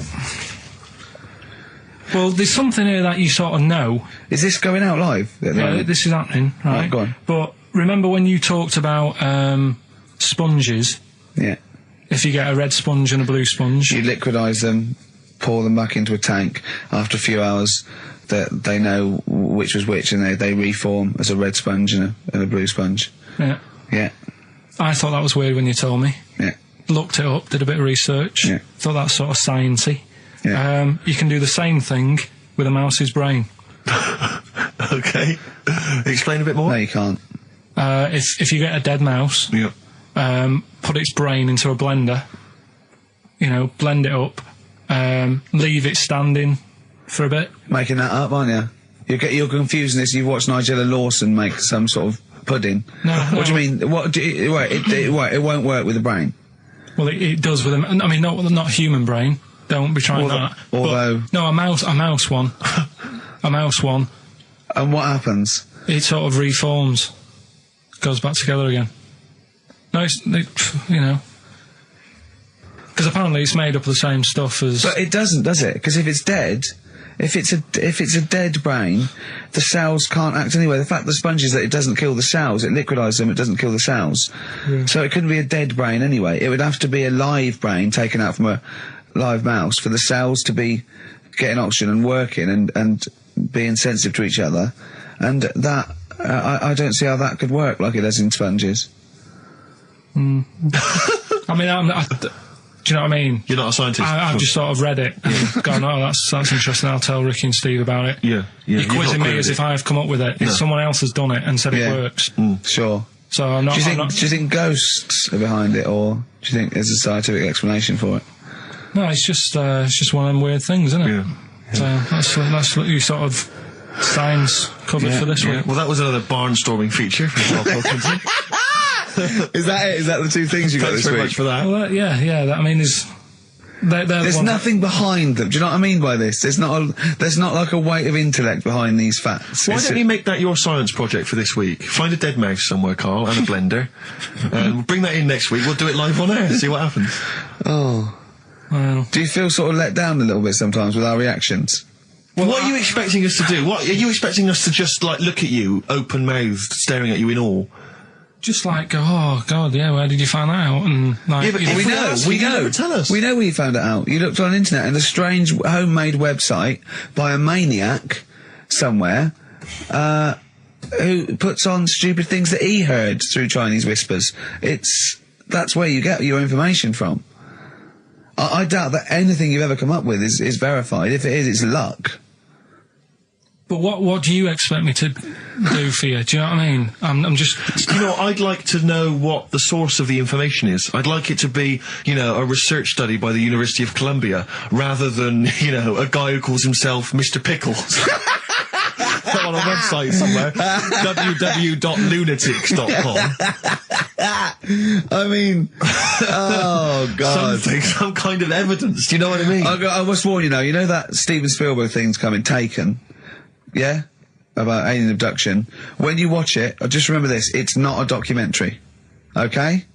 Alright. Alright? You remember E.T.? We were discussing that earlier. That's not fact. Factual fact. Brilliant. Black Star Radiohead from the Bends on XFM 104.9. Rick John has emailed in. It looks here like he's maybe trawled the web himself. I mean, I don't know if people just immediately leap onto the web every time Karl says something in his defence. I think our listeners are always on the web. Yeah. Anyway, he seems like he's reprinted here a news story, which seems to confirm Karl's Monkey Boy story. Yeah, what was the news Doctors story? baffled by boy 6 covered in ape-like hair. Doctors in Kazakhstan are baffled after finding a 6-year-old boy covered in ape-like hair. Yeah. The boy, called Ablay, was found in a remote mountain village close to the Chinese border. He's covered in thick hair from head to toe and has an oval-shaped skull. Doctors suspect nuclear radiation or a genetic disorder may be responsible. Fine. But this is an interesting bit here. But sorry, it's not that you could have genetic defects. I've seen lots of people born with long noses, 5 feet, etc. I'm saying that he wasn't normal. he wasn't normal, and then went to live with monkeys and grew the hair. Well, that's my point. But it says his mother and father are distant relatives. Such marriages are common in the Kazakhstan mountain hamlets. Now, the village elders were consulted as to what to do with him, right? Now, these are the village elders. These are the wise men of the village. These are people, presumably, that all year long are telling the village how to live, how to survive. Yeah, you're in charge because you've lived longest. Yeah, exactly. You presumably are solving any kind of moral conundrums, any sort of awkward things. Do you know what they suggested that they do with their hairy son? Go on. Send him to the circus. The Carl's nodding. Put him in the circus. That was what they suggested, and the mother actually wanted him to go to school. Instead, I don't know, school or circus, I don't know. We don't know what's better for him. Exactly. I'm not sure. We must consult the elders. What do you think, Carl? It's not a bad life, is it? What, the circus? Yeah. Well, you ran away from it. Kids will love it. But remember that thing that I saw about that fella who, I don't know if you should talk about it really, so Go on. Tell us now. You've hooked me. Come on. You can say it. It's okay. What, are you worried that it might be insulting to someone? Well, it's not nice, but... Well, you're not taking the mickey out of it, you're telling us... Go on. It's just, it was in that book again that you got me. You know, the book full of weird people. Go on. And things that are wrong with them, and hairy people, and... Yeah. Lad with 3 legs and that. There's a fella... basically just a head and a little body on a skateboard. Yeah. Right? Picture of him having a shave. And he was shaving with his mouth bit. With his tongue. Like that on the radio. Yeah. Just like- Carl is now doing an impression of a man shaving with his mouth. Yeah. Well, it's just a head, bear in mind. He's doing an impression. Imagine a head with a very tiny body on a skateboard shaving with its tongue. That's what Carl was doing. And he was depressed because he kept getting hats for Christmas. But if you were him, you would just grow a beard, wouldn't you, rather than... Oh, Well, rather than go through all But that he get hassle. it caught in the wheels of his skateboard. The what's the name though? Do you remember last week I was talking about the hairy kid?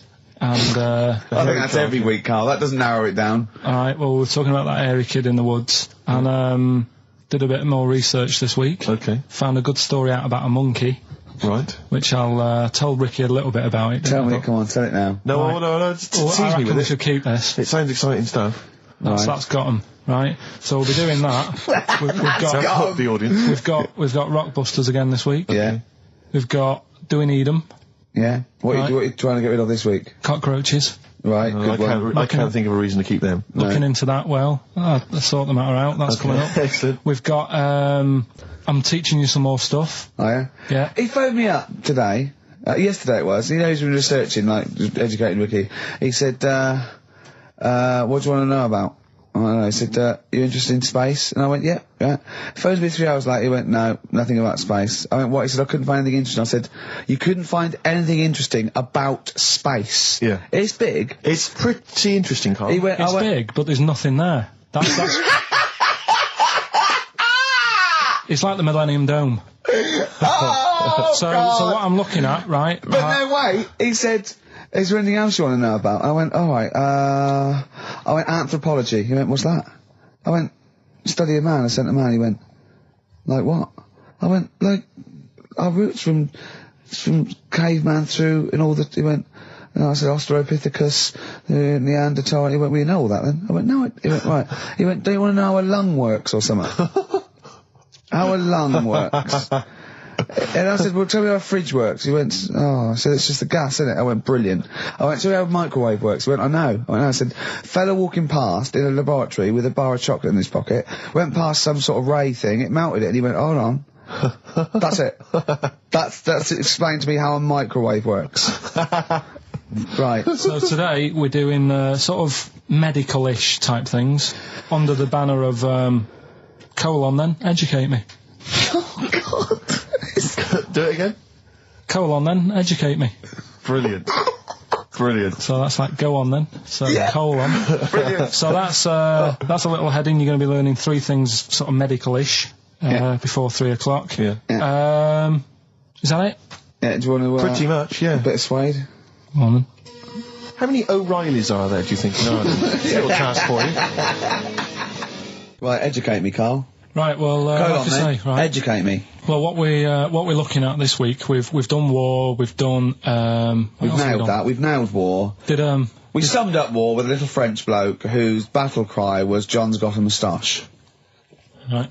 So, and last week we did science, What would you do on science then? Off hairy kid, brilliant. right? Yeah. So this week we're looking at medical problems. I'm sure we do Airy Kid every week.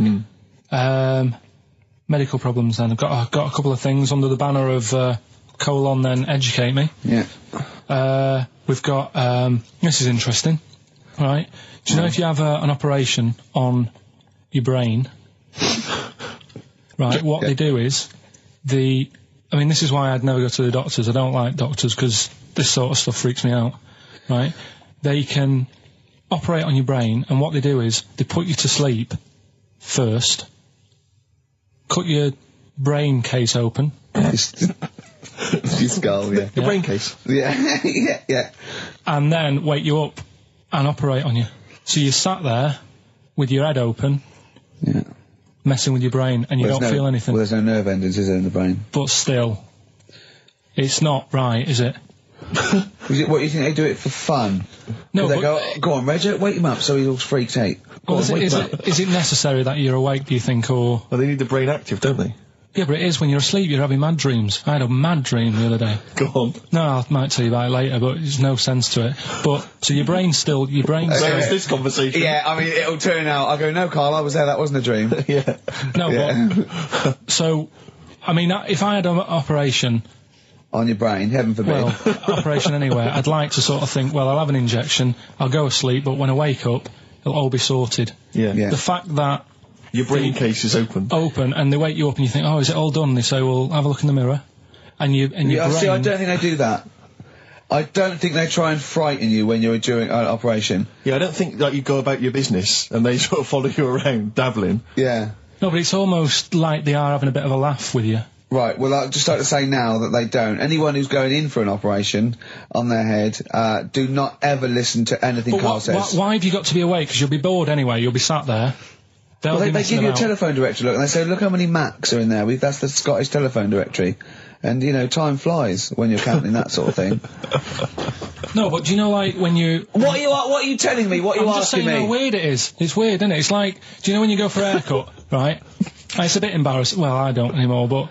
When you go for a haircut, it used to be... When you go for a haircut? It used to be a bit embarrassing when, like, they'd wet your hair and they'd make you have that sort of Hitler cut because your hair's wet, and I used to hate it, and I think, do you have to do that? Do you know what I mean? You know It's what I mean? similar. It's very similar to open skull surgery. What I'm saying is, it's almost like barbers like to do that to make you look daft and feel daft for a bit, and there's women coming in and out, and you're sat there with a daft haircut. Yeah. And this is what that reminds me of. Do you think they do it in a shop window, this brain operation? I'm just saying, it's a bit weird. Why are we doing it in John Lewis's? Just so more I people love can the idea that that's what doctors are doing. Let's make this guy look a bit stupid. Yeah. Open his brain Look case. at the twatty look from his brain out of his head. Take a Polaroid. Reg, take a Polaroid. Look at him. Look at his face. Right, clock his face when I give him the mirror. Get this on camera. Put this fake nose and glasses Sorry, did you teach me something then? Was that educational? I thought you like your brain case can be open with your awake, and you just sat there sort of letting them get on with it. Brilliant, I've learnt that. I'll never forget that. Right, go on. Anything else? You'll love... Let's play a song, because the next one is amazing. What, even more amazing than that? Yeah. Play a song? Yeah, bit of Bowie? No email still, by the way. No, I don't think it's working. It's not working today. Lady so Stardust. We'll have to do a phone-in for Rockbusters. Off the Ziggy Stardust album. All right. Karl Pilkington is in the middle of educating me. Colon then, educate me. Right, so, I've learnt that you can, you know, fiddle around with your brain when awake. That's brilliant. I've never been a fan of doctors, though, so this was a good one for me to look up, because... Yeah. Did I tell you the time when the doctor said I was going to die? All right, keep talking. Right, ages ago, must have been about 15, right? And at lunchtime there was this... We used to have a choice of stuff to do at lunchtime, right? We used to have like a burger place that had an arcade machine in it, right? So we used to go there and play on that and have a burger. Or there was this baker's, right, that my mum worked at, and did great cakes and stuff, right? So she used to like bring some home and that, but she couldn't always bring them home every night because, you know, they cost money, and she used to get them for free. And they used to say they'd rather chuck them away than give them to the staff because there's a chance that the cream might be off. Right. Right, so they used to chuck them round the back. So I used to go round the back with my mate, and eat a load. Brilliant. Scavenging, eating out of bins. No, it wasn't out of bins, they were still in trays, but they just stacked them up near the bins, right? So this got out, I mean, it used to be chocker. Once the school found out, everybody used to go there, and it'd be like, well, have a cake. The headmaster crawling through, fighting the kids off. Right, so I'd have, you just eat, I don't know, 6 jam donuts or something, and then you'd spend your dinner money on the arcade machine. Brilliant. Right? So it was a good afternoon, really, right? So you'd do that, and this one day I must have had 6 or 7 jam donuts, a few Congress tarts. What's a Congress tart? I love them. I can't get them in London, right? So I'd have some of them. If anyone can get a Congress tart for Karl in London, please let him know. So anyway, this day, that was just a normal day. Do you know what I mean? You'd once, twice a week, you'd have a load of cake. In your life, yeah. So normal day in your life. Were the frog boys there with the webbed hands and the big heads? And the horse in the settee? Yeah. But the day after one of these days, I had really bad cramp in my belly. Right? I was like in agony, could hardly walk. So I said to my mum, you could hardly stagger to the free cakes. So, I was in absolute agony. I said, I don't like doctors, but you'll have to get a doctor in because I don't know what it is, I can't walk. She gets the doctor round, I won't say his name, but he said, well, doesn't look like he's got long left. Blimey. So I was a bit like, hang on a minute, I've only had a few cream donuts. Yeah. My mum was panicking. Sure. He went, my dad came in from work, she said, something's really bad with Karl, I think it's serious, the doctor said he ain't got long left. So he said, what, he said that and just left? So she said, yeah. He said, I'll have to call him then. So he called him up, said, what's all this about? Karl hasn't got long left, how long's he got? So he goes, I was only messing. He's just had some bad cream. Can you believe that? Well, the thing is, I like the fact your mum didn't ask any questions. I know. She didn't go into detail. Can you explain more, doctor? No, I got a shoe off. No, but she doesn't. I don't want to diss you or your family, but I imagine if I was there, I'd have known the doctor was joking. Yeah. That's all I'm saying. I mean, I sound very arrogant there, but I imagine he went, what's he been doing? I had about 6 cream donuts. Oh, right. Oh, wow. He hasn't got long to live then. I'll see you later. That's what I think the doctor did. Yeah. It's like the idea your mum just let him go. Yeah. Terrified, thinking, well, I'm not going to probe him. He's that's it then. Dad comes in. Hi, honey, I'm home. Anything happened? The doctor said Karl's going to die and then left. Did he? I'll call him. But anyway, that's why these sort of things fascinate me. So we'll move on to this next one, right, which is brilliant. Dead short story. So, right, old woman, about 70 years old. Yeah. She's normally fit and healthy and stuff. Nothing wrong with her. She's having a good life. And one day, she goes for a check to the doctors, just to check herself out, 'cause she's getting on a bit. Yeah. Says, take your clothes off and that. So she does, and checks her out, says, yeah, you're looking good, you're looking good. Turn round. He said, oh, God. He says, you got a tumour on your buttock. Right? So she goes, oh, what, can you do anything to sort it out? So they go, yeah, we could book you in for an operation, it's best if we remove this. Books her in for an operation. Operation day comes, strip her down and that, they're all stood round, the doctors, start to operate. It only turns out it's a pork chop that she sat on 5 years earlier and it had stuck to her buttock. Right, Karl. I can forward you. Serious. Right, okay, Karl, I'm telling you now, I'm leaving. I'm never doing this show again. No, I'm serious. Honestly. You're talking, I've never had such you are, play a record. I couldn't believe it. What do you mean you can't believe it? Stop the record. Right, okay, right, what do you mean you couldn't believe it? No, when I read it, I said, I've got to tell Ricky that. This woman had a pork chop stuck to her arse for 5 years, you mental case. Of course she didn't. Doves caught by the river. People are going to think you're thick, Karl. Well, they can think what they want, because if they do their own research, they'll probably find the story. Because it won't have happened that many Karl, times. think about it. I mean, how could an old woman have a pork chop stuck to her arse for 5 years? She said she couldn't remember even making one, so she was as surprised as the doctors were. But hold on though, she presumably must have sat on it naked. Yeah. Didn't that bring back any memories? I know it's weird, but... Karl, Carl. But why would it stay there? Why wouldn't it fall off when she had a bath or a shower? Grease. What about a bath? But why didn't the doctor realise that when he first looked at it? Yeah. Was he not paying attention when he said, I think it's a tumour? Didn't he not look a bit listen, closer? think about it. A pork chop stuck to your ass for 5 years. You're naked, you sit on a pork chop, you go, nothing. Yeah, there's nothing weird about that. I can't feel anything. Even if you had a dead leg, the time you that pork chopped it. What else you got dressed? Well, she might have not have done that much. She's old. She probably just sat down and didn't move for a bit. And over time, it's stuck. And then What do you mean over time it's stuck? Do you think the longer something there, the more it stays there? Look, I know that's why The I pork picked chop it. goes, well, we've been here a year. We're Richie, not that's going why to I move picked now. it. I don't think we're going to move now. But I'm quite, attached to this buttock. I think I'll stay here for another 4 years until some doctor works it out. I love the idea they got her into hospital, they gave her the bed baths, they got her ready for the operation, they laid her out. They were just right to take get the scissors or the knife, make the incision, hang on a minute. This is a pork. This is a Bring pork me a frying chop. pan. This is a pork chop.